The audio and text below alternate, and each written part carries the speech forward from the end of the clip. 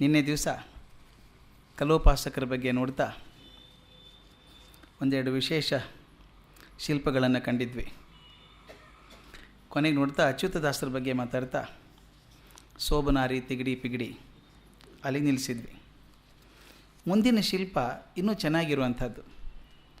ತಮ್ಮಲ್ಲಿ ನಾನು ಅರಿಕೆ ಮಾಡ್ಕೊಳ್ಳೋದಿಷ್ಟು ಅಂದರೆ ಪ್ರತಿಯೊಂದು ಶಿಲ್ಪವನ್ನು ಹೇಗೆ ಬೇರೆ ರೀತಿಯಿಂದ DVG ಮಾಡಿದ್ದಾರೆ ಅನ್ನುವಂಥದ್ದು ನೋಡಿ. ತುಂಬ ಖ್ಯಾತನಾಮರಾದವ್ರ ಬಗ್ಗೆ ವಿಸ್ತಾರವಾದದ್ದು ಬರೆದಿರಲಿಕ್ಕಿಲ್ಲ. ಅವರು ಒಂದು ಕಡೆಗೆ ಸ್ವಲ್ಪದರಲ್ಲೇ ಚೊಕ್ಕವಾಗಿ ಬರೆದಿರ್ತಾರೆ. ಕೆಲವೊಂದು ಸಲ ವ್ಯಕ್ತಿಯನ್ನು ತರದೇ ವ್ಯಕ್ತಿ ಪರಿಚಯ ಮಾಡೋದು ಉಂಟು. ಪ್ರತಿಯೊಂದು ಹಂತದಲ್ಲೂ ಹೇಗೆ ಬದಲಾವಣೆ ಆಗ್ತದೆ ಹೋಗೋದನ್ನು ಗಮನಿಸಿದರೆ ಒಳ್ಳೆಯದಾಗತ್ತೆ. ಈಗ ಮೂರನೇ ಶಿಲ್ಪ ಶೇಷಣ್ಣನವರು, ವೀಣೆ ಶೇಷಣ್ಣನವರ ಖ್ಯಾತಿ ಅಂತ ಬರೀತಾರೆ. ಶೇಷಣ್ಣನವ್ರ ಕಚೇರಿ ಬಗ್ಗೆ ಬರೆಯೋದಿಲ್ಲ, ಶೇಷಣ್ಣನವರ ಖ್ಯಾತಿ ಹೇಗಿತ್ತು ಅಂತ ಹೇಳ್ತಾರೆ. ಅವರು ಬರೆದ ಹಾಗೆ 1925-26 ಸುಮಾರಿಗೆ ಒಂದು ಯಾವುದೋ ರಾಜಕೀಯ ವ್ಯಾಸಂಗಕ್ಕಾಗಿ DVG ದೆಲ್ಲಿಗೆ ಹೋಗಿದ್ದರಂತೆ. ದೆಲ್ಲಿಗೆ ಹೋದಾಗ ಕಾರಣ ಇಷ್ಟೇ, ಆಗಿನ ಭಾರತ ದೇಶದ ದೇಶೀಯ ಸಂಸ್ಥಾನಗಳ ಪರಿಸ್ಥಿತಿ ಹೇಗಿದೆ, ಅವುಗಳ ಭವಿಷ್ಯ ಮುಂದೆ ಏನಾಗ್ತದೆ ಇದನ್ನು ತಿಳ್ಕೊಳ್ಳೋದಕ್ಕೆ, ಮತ್ತು ಸಂಸ್ಥಾನಗಳು ಪ್ರತಿಯೊಂದು ಸಂಸ್ಥಾನಕ್ಕೂ ಅದರದೇ ಆದಂಥ ಒಂದು ಸೈನ್ಯ ಸಿಬ್ಬಂದಿ ಇತ್ತಲ್ಲ, ಅದರದ್ದು ಹೇಗೆ ನಡ್ಕೊಂಡು ಹೋಗ್ತದೆ ಅದರ ವಿವರ ತಿಳ್ಕೋಬೇಕು, ಏರ್ಪಾಟ್ ಹೇಗಾಗಿದೆ ನೋಡ್ಕೊಳ್ಬೇಕು ಅಂತ ಹೇಳಿ ಅಲ್ಲಿ ದೆಲ್ಲಿಯಲ್ಲಿ ಒಬ್ಬರು ಕ್ಯಾಪ್ಟನ್ ಅಜಬ್ ಖಾನ್ ಅಂತ ಇದ್ರಂತೆ. ಅವರು ದೊಡ್ಡವರು. ಅಜಬ್ ಖಾನ್ ಅವರು ಪಂಜಾಬ್ನವರಂತೆ. ಮೊದಲನೇ ಮಹಾಯುದ್ಧದಲ್ಲಿ ಒಂದು ಸೇನಾ ತುಕಡಿಗೆ ನಾಯಕರಾಗಿ ದೊಡ್ಡ ಸಾಧನೆ ಮಾಡಿದಂಥವರು. ಅದು ಅಲ್ಲದೆ ಆಗ ರಾಜ್ಯಸಭೆ ಸದಸ್ಯರಾಗಿ ಸರ್ಕಾರದಿಂದ ನೇಮಿತರಾದಂಥವ್ರು.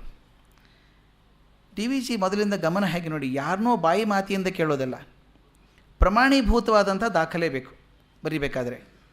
ಅದು ಬೇಕು ಅಂತಂದಾಗ ರೈಟ್ ಆನರಬಲ್ ಶ್ರೀನಿವಾಸ ಶಾಸ್ತ್ರಿಯವರು ಒಂದು ಪತ್ರ ಕೊಟ್ಟರಂತೆ, ಪರಿಚಯ ಪತ್ರ DVGಗೆ.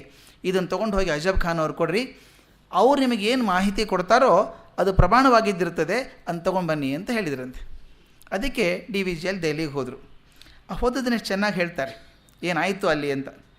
ಆ ಪತ್ರ ತೋರಿಸಿ ತಗೊಂಡು ಅಜಬ್ ಖಾನ್ ಅವ್ರಿಗೆ ಭಾಳ ಖುಷಿ ಆಯಿತು. ಯಾಕಂದರೆ ಅವರಿಗೆ ರೈಟ್ ಆನರಬಲ್ ಶ್ರೀನಿವಾಸ ಶಾಸ್ತ್ರಿಯವ್ರ ಬಗ್ಗೆ ಭಾಳ ಗೌರವ.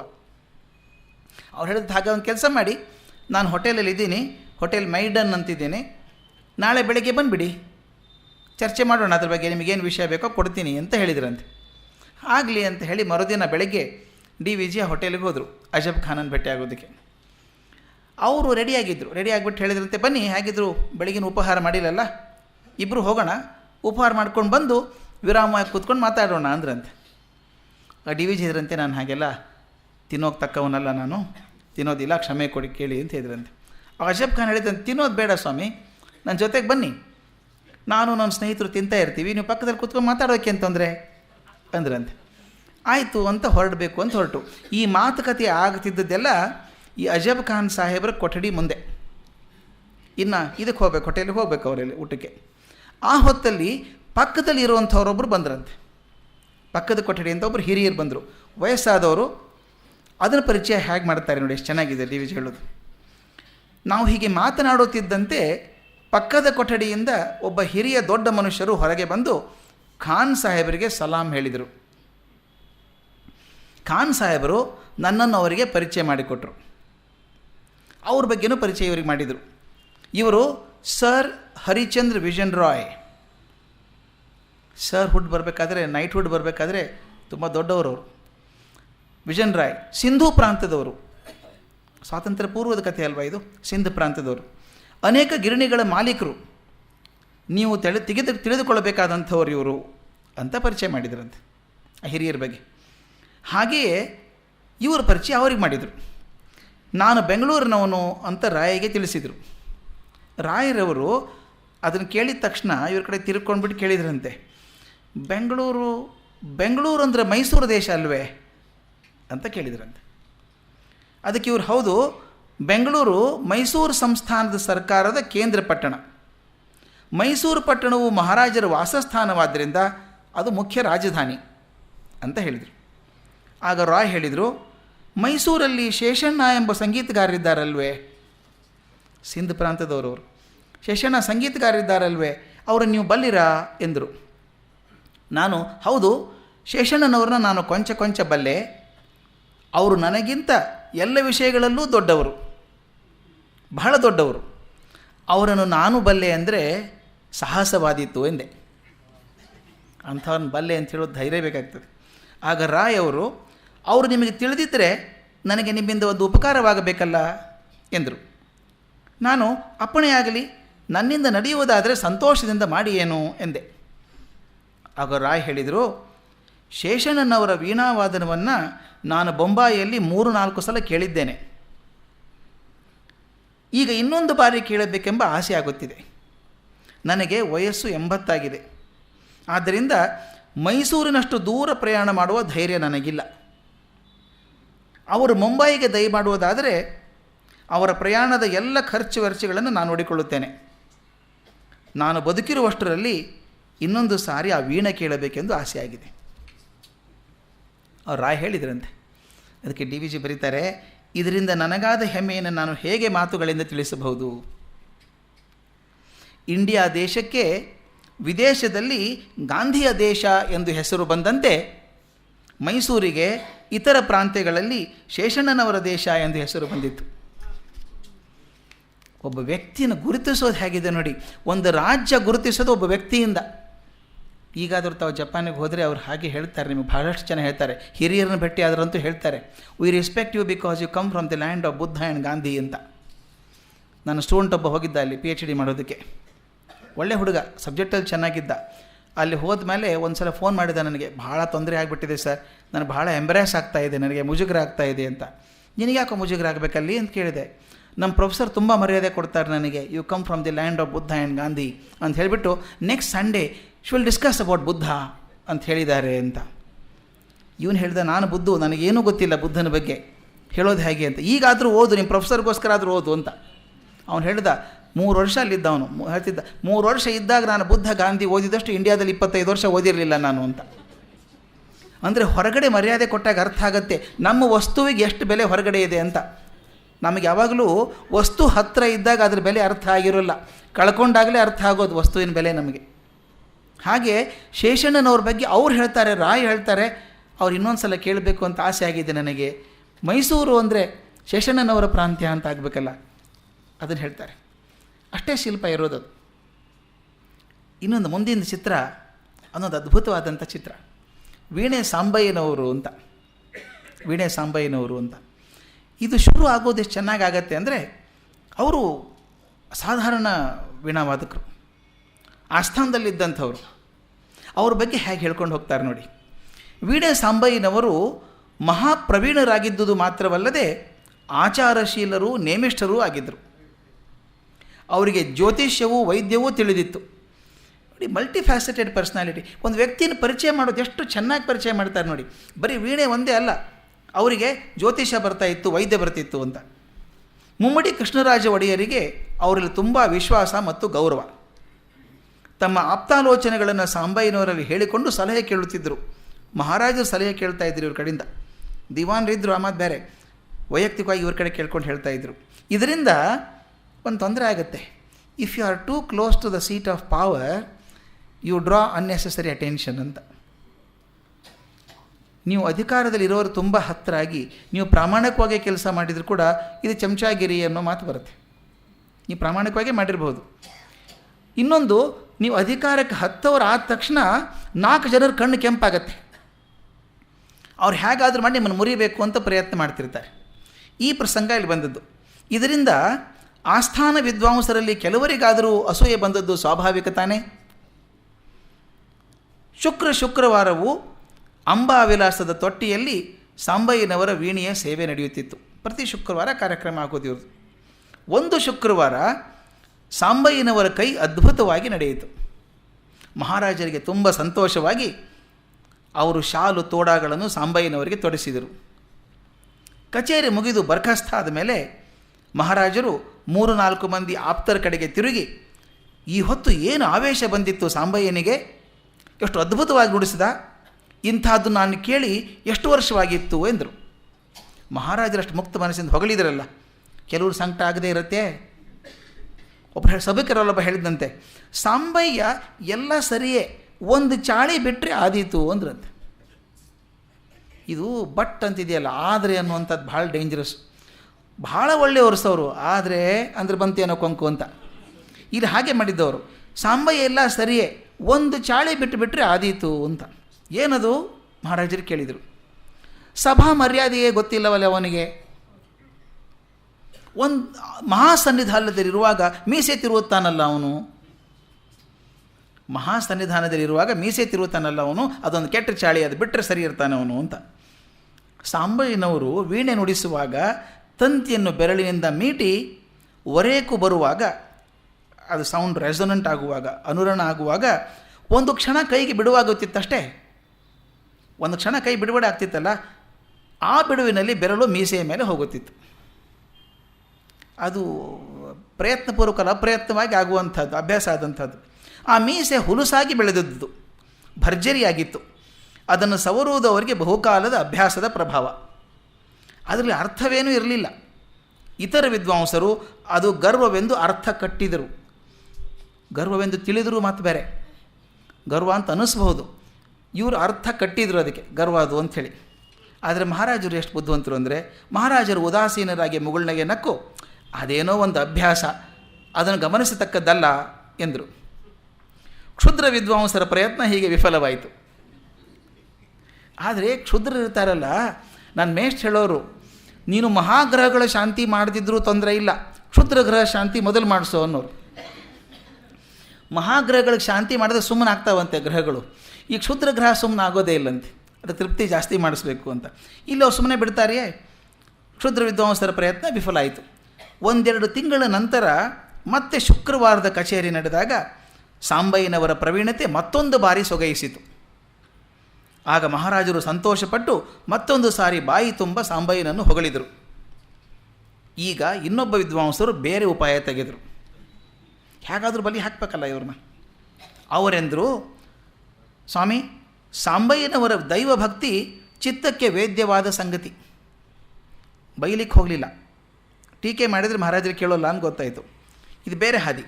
ಸಾಂಬಯ್ಯನವರ ದೈವಭಕ್ತಿ ಚಿತ್ತಕ್ಕೆ ವೇದ್ಯವಾದ ಸಂಗತಿ. ಆತನ ಮನಸ್ಸಿನಲ್ಲಿ ಬಹುದಿನದಿಂದ ಒಂದು ಹಂಬಲಿಕೆ ಉಳಿದಿದೆ. ಇದನ್ನು ಸಾಂಬಯ್ಯನವರು ಕೇಳಿಲ್ಲ, ಇವರು ಹೇಳ್ತಾರೆ. ಅವರ ಮನಸ್ಸಲ್ಲಿ ಒಂದು ಬಹುದಿನದ ಬೇಡಿಕೆ ಉಳ್ಕೊಂಡಿದೆ ಅಂತ. ಮಹಾರಾಜರು ಏನದು ಎಂದರು. ಆತ ಬಹುಕಾಲದಿಂದ ದೇವಿಯಾಗ ಮಾಡಬೇಕೆಂದು ಅಂದುಕೊಳ್ಳುತ್ತಿದ್ದಾನೆ. ಆತ ಚಾಮುಂಡೇಶ್ವರಿ ಅವಿಚ್ಛಿನ್ನ ಭಕ್ತ ಅಂತ ಕ್ಷುದ್ರ ವಿದ್ವಾಂಸರು ಹೇಳಿದರು. ಅದಕ್ಕೆ ಮಹಾರಾಜರು ಹೇಳಿದ್ರಂತೆ, ಆಗಬಹುದಲ್ಲ, ಅದಕ್ಕೇನು ಕಷ್ಟ, ಬೇಕಾದ ಸಾಮಾನು ಸೌಕರ್ಯಗಳನ್ನು ಒದಗಿಸೋಣ. ಮೋತಿ ಖಾನಿಯವರಿಗೆ ಹೇಳುವುದಾಗುತ್ತದೆ, ನೀವು ಜೋಯಿಸರನ್ನು ಕೇಳಿ ಲಗ್ನ ಗೊತ್ತು ಮಾಡಿ ಸಾಂಬಯ್ಯನವರನ್ನು ಸಿದ್ಧ ಮಾಡಿಕೊಳ್ಳುವಂತೆ ಹೇಳಿ. ಮಹಾರಾಜ ತೀರ್ಮಾನ ಕೊಟ್ಟರು, ಮಾಡಿಬಿಡಿ, ಏನು ತೊಂದರೆ ಇಲ್ಲ, ಅದಕ್ಕೆಲ್ಲ ಅರೇಂಜ್ ಮಾಡ್ತೀನಿ ಅಂದರು. ಎಲ್ಲವೂ ಮಹಾರಾಜರ ಮಾತಿನಂತೆ ನಡೆಯಿತು. ಲಗ್ನ ಗೊತ್ತಾಯಿತು. ಸಾಂಬಯ್ಯನವರ ಮನೆಯ ಮುಂದೆ ಚಪ್ಪರ ಮಂಟಪಗಳು ಸಿದ್ಧವಾದವು. ದಯವಿಟ್ಟು ಗಮನಿಸಿ, ಸಾಂಬಯ್ಯ ಕೇಳಿಲ್ಲ ಬಾಯಿ ಬಿಟ್ಟು, ಅವ್ರ ಪರವಾಗಿ ಅವ್ರು ಕೇಳಿದ್ದಾರೆ, ಮಹಾರಾಜರು ಒಪ್ಕೊಂಡ್ರು, ಎಲ್ಲ ತಯಾರಿ ಆಗ್ತಾ ಇದೆ. ಗೊತ್ತಾದ ಕಾರ್ಯಕ್ರಮದ ಮೇರೆಗೆ ಯಾಗದ ಹಿಂದಿನ ದಿನ ಸಂಜೆ ಸಾಂಬಯ್ಯನವರ ಮನೆಯ ಮುಂದೆ ಓಲಗ ಬೆಳಗಿತು. ವೈದಿಕರು ಬಂದು ಅಂಕುರಾರ್ಪಣ ಮಾಡಿಸಿದರು. ಋತಿಗ್ವರ್ಣವೂ ಆಯಿತು. ಸಾಂಬಯ್ಯನವರು ಅವರ ಧರ್ಮಪತ್ನಿಯೂ ಸಂತೋಷ ಸಂಭ್ರಮಗಳಲ್ಲಿದ್ದರು. ಅಪೇಕ್ಷೆ ಮಾಡಿದ್ದಾಗ ಹೋಯ್ತಲ್ಲಪ್ಪ, ಮಹಾರಾಜರು ಮಾಡಿಸಿದರು, ನಾನು ಕೇಳಿದೇನೆ ಮಾಡಿಸಿದರು ಅಂತ ಸಂತೋಷ ಅವರಿಗೆ. ಯಾಗಕ್ಕೆ ಗೊತ್ತಾದ ದಿವಸ ಬೆಳಗ್ಗೆ ಸಾಂಬಯ್ಯನವರಿಗೂ ಅವರ ಧರ್ಮಪತ್ನಿಗೂ ಅಭ್ಯಂಜನವಾಯಿತು. ದಯವಿಟ್ಟು ಗಮನಿಸಿ, ಕಥೆ ಬೆಳೆಸ್ಕೊಂಡ್ಬರುವಂಥ ರೀತಿ ಹೇಗಿದೆ ನೋಡಿ. ಒಂದು ಅಂಶ ಬಿಡ್ತಾ ಇಲ್ಲ. ಬ್ರಾಹ್ಮಣ ಸುವಾಸಿನಿಯರು ಸಾಕಷ್ಟು ಜನ ಬಂದಿದ್ದರು. ಮಂಗಳ ಸ್ನಾನವಾದ ಮೇಲೆ ಸಾಂಬಯ್ಯನವರಿಗೆ ದೀಕ್ಷಾ ಕಾರ್ಯದ ಅಂಗವಾಗಿ ನಡೆಯಬೇಕಾಗಿದ್ದ ಕ್ಷೌರ ಕಲ್ಯಾಣ ನಡೆಯಿತು. ತಲೆ ಬೋಳಿಸಿ ಮೀಸೆ ಎಲ್ಲ ಬೋಳಿಸಿದ್ರು ಅವರು. ಕ್ಷೌರ ಕಲ್ಯಾಣ ನಡೆಯಿತು. ಆನಂತರ ಅವರು ಸ್ನಾನಕ್ಕಾಗಿ ಬಚ್ಚಲ ಮನೆಗೆ ಹೋದರು. ಬೆಳಗ್ಗೆ ಅಲ್ಲಿದ್ದ ಪರಿಚಾರಕರು ಅಲ್ಲಿರಲಿಲ್ಲ. ಬೆಳಗ್ಗೆ ಅಷ್ಟೊಂದು ಜನ ಓಡಾಡ್ತಿದ್ರಲ್ಲ ಪರಿಚಾರಕರು, ಒಬ್ಬರು ಇಲ್ಲ ಬಚ್ಚಲ ಮನೆಯಲ್ಲಿ. ಈಗ ಕೂಗಿದರೂ ಜವಾಬಿಲ್ಲ. ಹೊರಕ್ಕೆ ಬಂದು ನಡುಮನೆಯಲ್ಲಿ ನೋಡಿದರೂ ಯಾರೂ ಇರಲಿಲ್ಲ. ಎಲ್ಲೆಲ್ಲಿ ಬಿದ್ದಿದ್ದ ಅಕ್ಕಿ ಬೇಳೆ ರಾಶಿ ಅಲ್ಲಿ ಹಾಗೆಯೇ ಬಿದ್ದಿತ್ತು. ಅರ್ಧ ಹಚ್ಚಿದ್ದ ತರಕಾರಿ ಹಚ್ಚುವರಿಲ್ಲದೆ ಹಾಗೆಯೇ ಬಿದ್ದಿತ್ತು. ಎಲ್ಲನೂ ಓಡೋದಂಗೆ ಅನ್ನಿಸ್ತೈತೆ. ಯಾರೂ ಇಲ್ಲ. ಪಾಕಶಾಲೆಯಲ್ಲಿ ಯಾರೂ ಇರಲಿಲ್ಲ. ಹೊರಗೆ ಮೇಳದವರೂ ಇರಲಿಲ್ಲ. ಸಾಂಬಯ್ಯನವರ ಕುಟುಂಬ ಒಬ್ಬರ ಹೊರತು ಇನ್ನಾರು ಸುಳಿವೂ ಇಲ್ಲ. ಚಪ್ಪರ ಮಂಟಪಗಳು ಖಾಲಿಯಾಗಿ ನಿಂತಿದ್ದವು. ಸಾಂಬಯ್ಯನವರಿಗೆ ಆಶ್ಚರ್ಯವಾಯಿತು. ಏನೂ ಅರ್ಥವೂ ಆಗಲಿಲ್ಲ. ಯಾರನ್ನಾದರೂ ಕೇಳೋಣವೆಂದರೆ ಅಲ್ಲಿ ತಿಳಿದವರೊಬ್ಬರೂ ಇರಲಿಲ್ಲ. ಆಗ ಬೀದಿಯಲ್ಲಿ ಹೋಗುತ್ತಿದ್ದ ಗುರುತಾದವರೊಬ್ಬರನ್ನು ಕರೆದು ಸಂದರ್ಭವನ್ನು ತಿಳಿಸಿ ಅದರ ಮರ್ಮವೇನಿರಬಹುದು ಎಂದು ಕೇಳಿದರು. ಏನಿದು ಮರ್ಮ, ಎಲ್ಲರೂ ಮಾಯ ಆದರಲ್ಲ ಅಂತ. ಆತ ಹೇಳಿದಂತೆ, ಆಗಬೇಕಾದ ಕಾರ್ಯ ಆಯಿತು ಸ್ವಾಮಿ, ಆದ್ದರಿಂದ ಎಲ್ಲರೂ ಹೊರಟು ಹೋದರು ಅಂತ. ಅದೇನು ಕಾರ್ಯ ಸಾಂಬಯ್ಯನವರು ಕೇಳಿದರು. ಆತ, ನಿಮ್ಮ ಮೀಸೆ ಬೋಳಿಸಬೇಕಾಗಿದ್ದುದು ಅಂತ ಹೇಳಿದ್ರಂತೆ. ಸಾಂಬಯ್ಯನವರಿಗೆ ತುಂಬ ಆಗ್ರಹ ಬಂತು. ಸ್ವಾಭಾವಿಕವಾಗಿಯೇ ಅವರು ಕೋಪಿಷ್ಠರು. ಇನ್ನು ಇಂಥ ಘಟನೆ ನಡೆದ ಮೇಲೆ ಕೇಳಬೇಕೆ? ತಮ್ಮ ವೀಣೆಯನ್ನು ಹೆಗಲ ಮೇಲೆ ಏರಿಸಿದರು. ಕೈಯಲ್ಲಿ ಒಂದು ತಂಬಿಗೆ, ಹೆಂಡತಿಯನ್ನು ಸದ್ಯದ ಉಪಯೋಗದ ಬಟ್ಟೆಗಳನ್ನು ಹೊತ್ತುತ್ತಾ ಎಂದರು. ಎಲ್ಲನೂ ಅಲ್ಲ, ಎಷ್ಟು ಬೇಕೋ ಹೊತ್ಕೊಂಬ, ಸಾಧ್ಯವಾದಷ್ಟು ಇಷ್ಟನ್ನು. ಶ್ರೀರಂಗಪಟ್ಟಣಕ್ಕೆ ನಡೆದರು. ಆ ಹೊತ್ತಿನ ಸ್ನಾನ ಭೋಜನಗಳು ಅಲ್ಲಿ. ಇದು ಒಂದು ಗಟ್ಟಿ ಚೈತನ್ಯ ಹೇಗಿರುತ್ತೆ ನೋಡಿ. ಅಪಮಾನ ಆಯಿತು ಅಂತ ಕಾಲು ಹೊಸ್ಕೊಂಡು ಹೋಗಿ ಯಾಕೆ ಹೆಂಗಾಯಿತು ಅಂತ ಯಾರನ್ನೂ ಕೇಳೋದಿಲ್ಲ. ಗೊತ್ತಾಯ್ತು ಅವ್ರಿಗೆ, ಇದಕ್ಕೋಸ್ಕರ ಆಗಿದೆ ಇದು ಅಂತ ಹೇಳಿ ವೀಣೆ ಹೆಗಲ ಮೇಲೆ ಹೊತ್ಕೊಂಡು ಶ್ರೀರಂಗಪಟ್ಟಣಕ್ಕೆ ಹೋಗಿ ಅಲ್ಲೇ ಸ್ನಾನ ಮಾಡೋದು, ಅಲ್ಲೇ ಊಟ ಅಂತ. ಇಷ್ಟರೊಳಗಾಗಿ ವರ್ತಮಾನ ಮಹಾರಾಜರ ಕಿವಿ ಮುಟ್ಟಿತು. ಅವರು ಕ್ಷುದ್ರ ವಿದ್ವಾಂಸರು ಮಾಡಿದ ಕುಹಕಕ್ಕಾಗಿ ತುಂಬ ನೊಂದುಕೊಂಡರು. ಹೇಗಾದರೂ ಸಾಂಬಯ್ಯನವರನ್ನು ಹಿಂತಿರುಗಿಸಿ ತರಬೇಕೆಂದು ಆಪ್ತ ಜನರನ್ನು ಶ್ರೀರಂಗಪಟ್ಟಣಕ್ಕೆ ಕಳುಹಿಸಿದರು. ಆಗ ಸಾಂಬಯ್ಯನವರು ರಾಜಭೃತ್ಯರನ್ನು ಕುರಿತು ಹೀಗೆ ಹೇಳಿದರಂತೆ. ಬಂದಂಥ ರಾಜದೂತರಿಗೆ ಸಾಂಬಯ್ಯನವರು ಏನು ಹೇಳಿದರು ಅನ್ನೋದು ಮಾತು ಎಷ್ಟು ಚೆನ್ನಾಗಿದೆ. ಇನ್ನು ಮೇಲೆ ಈ ಸಾಂಬನು ವೀಣೆ ನುಡಿಸುವುದು ಆ ಸಾಂಬನು ಕೇಳುವುದಕ್ಕೋಸ್ಕರ ಮಾತ್ರ. ಈ ಸಾಂಬನು ನುಡಿಸುವುದು ಆ ಸಾಂಬನು ಕೇಳುವುದಕ್ಕೋಸ್ಕರ ಮಾತ್ರ. ಯಾವ ಮನುಷ್ಯನಿಗಾಗಿಯೂ ಈ ಸಾಂಬನು ತಲೆ ತಗ್ಗಿಸುವವನಲ್ಲ. ಮಹಾರಾಜರಿಗೆ ನನ್ನಲ್ಲಿ ಅಭಿಮಾನ ಉಂಟು, ಆದರೆ ಅವರ ಆಸ್ಥಾನ ಹಾಗಿಲ್ಲ. ನಾನು ತಿರುಪತಿಗೆ ಹೊರಟಿದ್ದೇನೆ. ಅಲ್ಲಿ 3 ತಿಂಗಳ ಕಾಲ ಇದ್ದು ದೇವರ ಸನ್ನಿಧಿಯಲ್ಲಿ ಪ್ರತಿದಿನವೂ ನನ್ನ ಸೇವೆ ಸಲ್ಲಿಸುತ್ತೇನೆ. ಆಮೇಲೆ ಕಾಳಹಸ್ತಿಗೆ ಹೋಗುತ್ತೇನೆ. ಈ ವೀಣೆಯನ್ನು ಕೇಳಬೇಕೆನ್ನುವವರು ಅಲ್ಲಿ ದೇವರ ಸನ್ನಿಧಿಗೆ ಬರಲಿ. ಹೋಗ್ಬಿಟ್ರು, ಹೇಳಿ ಬರಲಿಲ್ಲ ವಾಪಸ್. ನೋಡಿ, ಅದಕ್ಕೆ ಡಿ ವಿ ಜಿ ಹೇಳ್ತಾರೆ, ಒಳ್ಳೇದು ಆಗೋದನ್ನು ಕಂಡ್ರೆ 10 ಜನ ಹೊಟ್ಟೆ ಉರ್ಕೋತಾರಲ್ಲ, ಇದರಿಂದಾಗ ಒಂದು ಅನರ್ಘ್ಯ ರತ್ನ ತಪ್ಪಿಸ್ಕೊಂಡು ಹೋಗಲಿಲ್ವಾ ನಮ್ಮ ಕಡೆಯಿಂದ ಅಂತ. ಹೊಟ್ಟೆಯೊಂದರ ರಗಳೆ ಸಾಲದೆಂದೇನೋ ವಿಧಿ, ಹೊಟ್ಟೆ ಕಿಚ್ಚಿನ ಕಿಡಿಯ ನೆಟ್ಟಿಹನು ನರನೋಳು. ಹೊಟ್ಟೆ ತುಂಬಿದ ತೋಳ ಮಲಗೀತು, ನೀಂ ಪೆರರ ದಿಟ್ಟಿಸುತ್ತ ಕರುಬುವೆಯೋ ಮಂಕುತಿಮ್ಮ ಅಂತ. ಹೊಟ್ಟೆ ತುಂಬಿದ ತೋಳ ಮಲ್ಕೊಳ್ಳುತ್ತಂತೆ. ಹೊಟ್ಟೆ ಕಿಚ್ಚಿದ್ದವನು ಮಲ್ಕೊಳ್ಳೋ ಸಾಧ್ಯನೇ ಇಲ್ಲ. ತಾನು ಚೆನ್ನಾಗಿದ್ದರೂ ಪಕ್ಕದ ಮನೆಯವರು ಚೆನ್ನಾಗಿದ್ದರೆ ಕಷ್ಟ ಆಗುತ್ತೆ ಅವನಿಗೆ. ಇವರು ತಾವು ಚೆನ್ನಾಗಿದ್ದರು ಆ ಸ್ಥಾನದಲ್ಲಿ. ಮಹಾರಾಜರನ್ನು ಹೊಗಳ್ತಾರಲ್ಲ ಅಂತ ಹೊಟ್ಟೆ ಕಿಚ್ಚಿಂದ ಒಂದು ಅನರ್ಘ್ಯವಾದ ರತ್ನವನ್ನು ಕಳ್ಕೊಂಡ್ರು. ಮಹಾರಾಜರು ಕಳಿಸಿದ್ರು, ಬರಲಿಲ್ಲ ಅವರು. ಅದಕ್ಕೆ ಡಿ ವಿ ಜಿ ಒಂದು ಮಾತನ್ನು ಹೇಳ್ತಾರೆ, ಇದೇ ರೀತಿ ಸಾರ್ವಜನಿಕ ಕ್ಷೇತ್ರದಲ್ಲೂ ಆಗ್ತದೆ ಅಂತ. ನಮ್ಮ ದೇಶದಲ್ಲಿ ಬಹುಮಂದಿ ಸಾರ್ವಜನಿಕ ಕಾರ್ಯಕ್ಕೆಂದು ಹೊರಡುವವರ ಪಾಡು ಇಂಥದ್ದೇ. ಗುಡಿಗೆ ಗೋಪುರ ಕಟ್ಟೋಣವೆಂದರೆ ಎಲ್ಲರೂ ಭೇಷ್ ಎನ್ನುತ್ತಾರೆ. ಪಾಠಶಾಲೆ ನಡೆಸೋಣವೆಂದರೆ ಅದು ಬಹಳ ಅವಶ್ಯ ಎನ್ನುತ್ತಾರೆ. ಭುಜ ತಟ್ಟುತ್ತಾರೆ, ಪ್ರೋತ್ಸಾಹ ಹೇಳುತ್ತಾರೆ.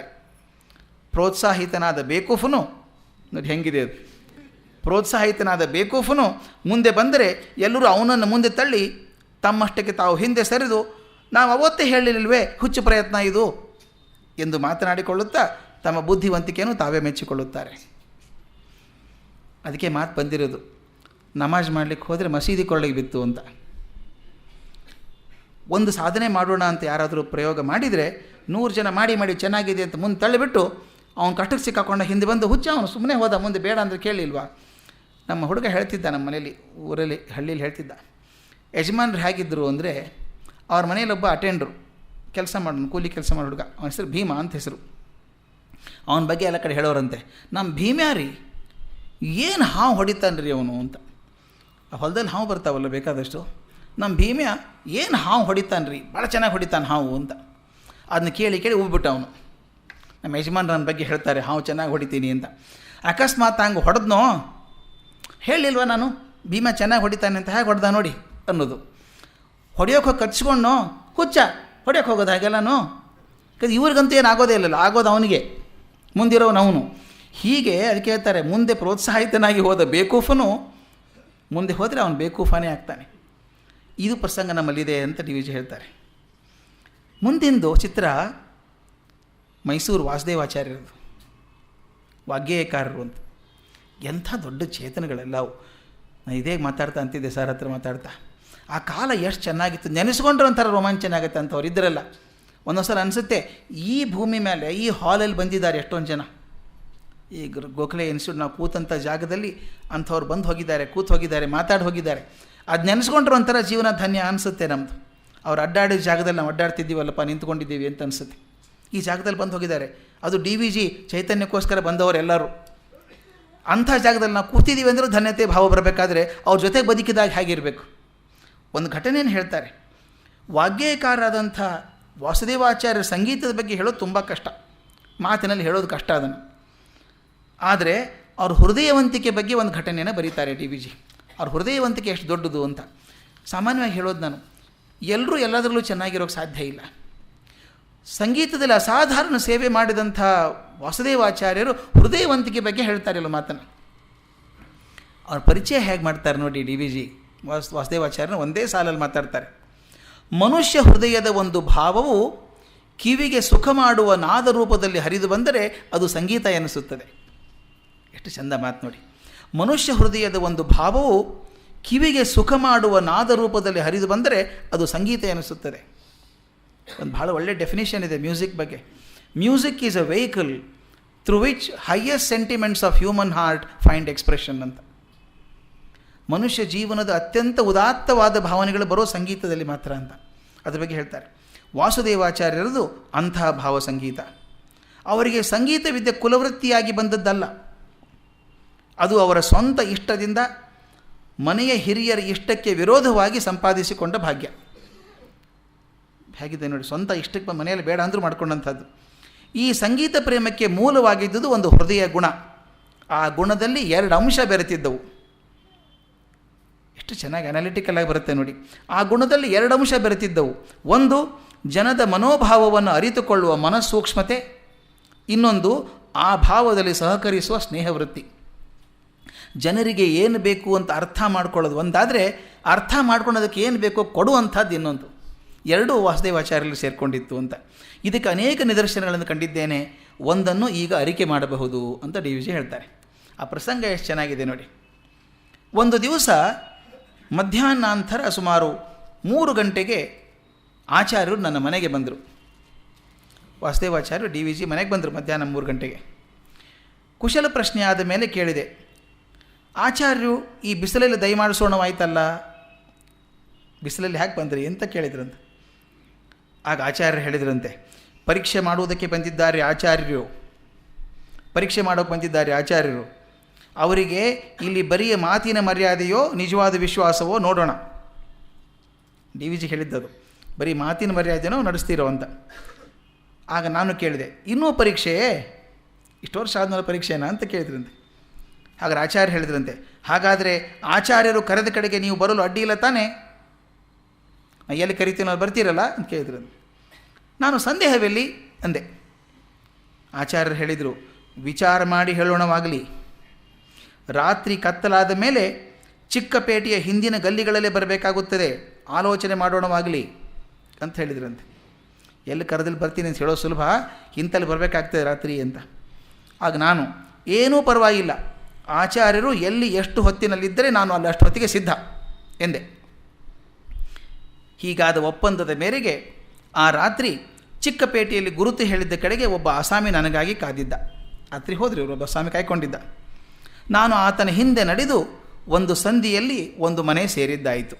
ಯಾವುದೋ ಒಂದು ಸಂದಿಯಲ್ಲಿ ಸಣ್ಣ ಮನೆ. ಅದು ಹಳೆಯ ಕಾಲದ ಮಣ್ಣು ಮಾಳಿಗೆ. ಚಾವಣಿ ಕೈಗೆ ಎಟಕುವಂತಿತ್ತು. ಅಲ್ಲಿ 10-12 ಮಂದಿಯ ಒಂದು ಸಣ್ಣ ಗೋಷ್ಠಿ ನೆರೆದಿತ್ತು. ಸಣ್ಣ ಮನೆ, 10-12 ಜನ ಕೂತಿದ್ದಾರೆ. ಸುಮಾರು 9 ಗಂಟೆಗೆ ಆಚಾರ್ಯರ ಹಾಡಿಕೆ ಪ್ರಾರಂಭವಾಗಿ 12ರವರೆಗೆ ನಡೆಯಿತು. ಆ ಸಣ್ಣ ಮನೆಯಲ್ಲಿ 12 ಜನದ ಮುಂದೆ ಪಿಟೀಲು ಮೃದಂಗಗಳ ಕೆಲಸ ಮಿತವಾಗಿತ್ತು. ಆಚಾರ್ಯರು ಬೇಗಡೆ, ಕಾಂಬೋಜಿ, ಶಂಕರಾಭರಣಗಳನ್ನು ವಿಸ್ತರಿಸಿ ಹಾಡಿದರು. ಭಾವಪುಷ್ಟವಾದ ರಾಗವಿನ್ಯಾಸ ಆಚಾರ್ಯರಲ್ಲಿ ಕಂಡಿದ್ದ ಅತಿಶಯ ಅದು. ಕಡೆಯಲ್ಲಿ ನಾನು ಹಾಡು ಮುಗಿದ್ಮೇಲೆ ಕೇಳಿದ್ರಂತೆ, ಮುಗಿದ್ಮೇಲೆ ನಾನು, ಈ ಹೊತ್ತು ಯಾವ ಗಂಧರ್ವ ಯಾವ ವಿದ್ಯಾಧರ ಇಲ್ಲಿ ಅವತಾರ ಮಾಡಿದ್ದ?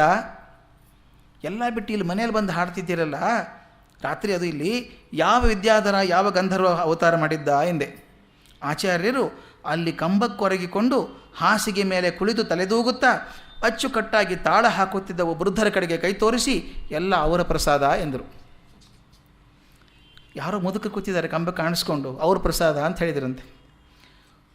ವಿಷಯ ಏನು ಅಂದರೆ, ವಾಸುದೇವಾಚಾರ್ಯರು ಬಾಲ್ಯದಲ್ಲಿ ಈ ಮುದುಕರ ಮನೆಯಲ್ಲಿ ಆಗಾಗ ಊಟ ಮಾಡಿ ಆದರಣೆ ಪಡೆದಿದ್ದರಂತೆ. ಹುಡುಗರಾಗಿದ್ದಾಗ ಅವ್ರ ಮನೆ ಊಟಕ್ಕೆ ಹೋಗಿದ್ದಾರೆ ಯಾವಾಗಲೂ.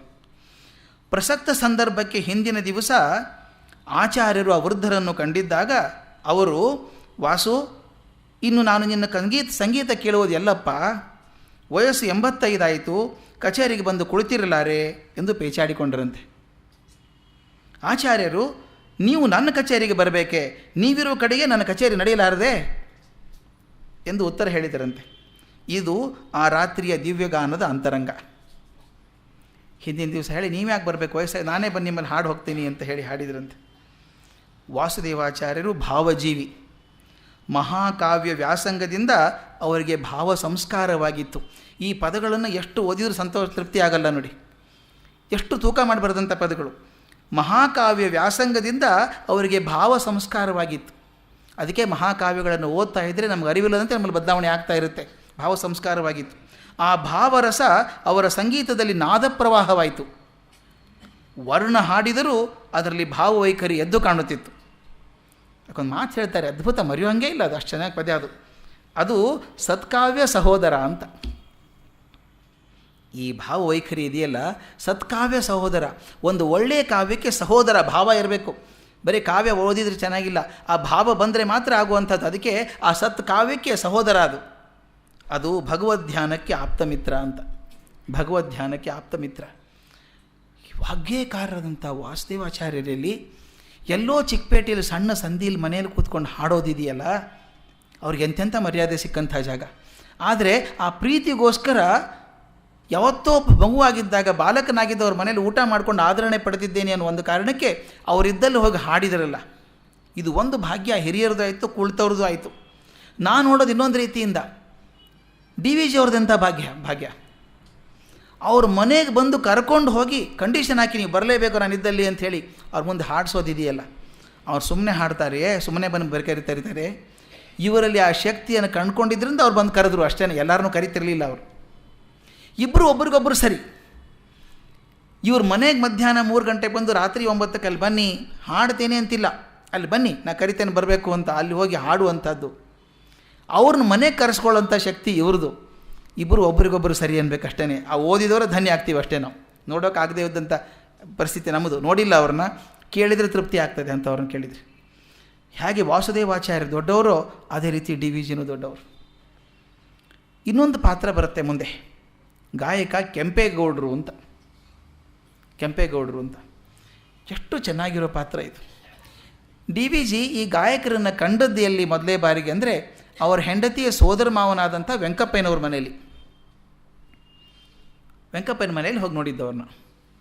ಬರೀತಾರೆ ಹೇಗೆ ನೋಡಿದೆ, ಮೊದಲೇ ಸಲ ನೋಡಿದ್ದು ಅಂತ. ಇದನ್ನು ಓದಿದಾಗ ನನಗೊಂದು ಸಲ ಸಂತೋಷನೂ ಆಗುತ್ತೆ, ದುಃಖನೂ ಆಗುತ್ತೆ. ಈ ಪ್ರಸಂಗ ಓದಿದಾಗ ಪ್ರಸಂಗ ಎಷ್ಟು ಚೆನ್ನಾಗಿದೆ ನೋಡಿ.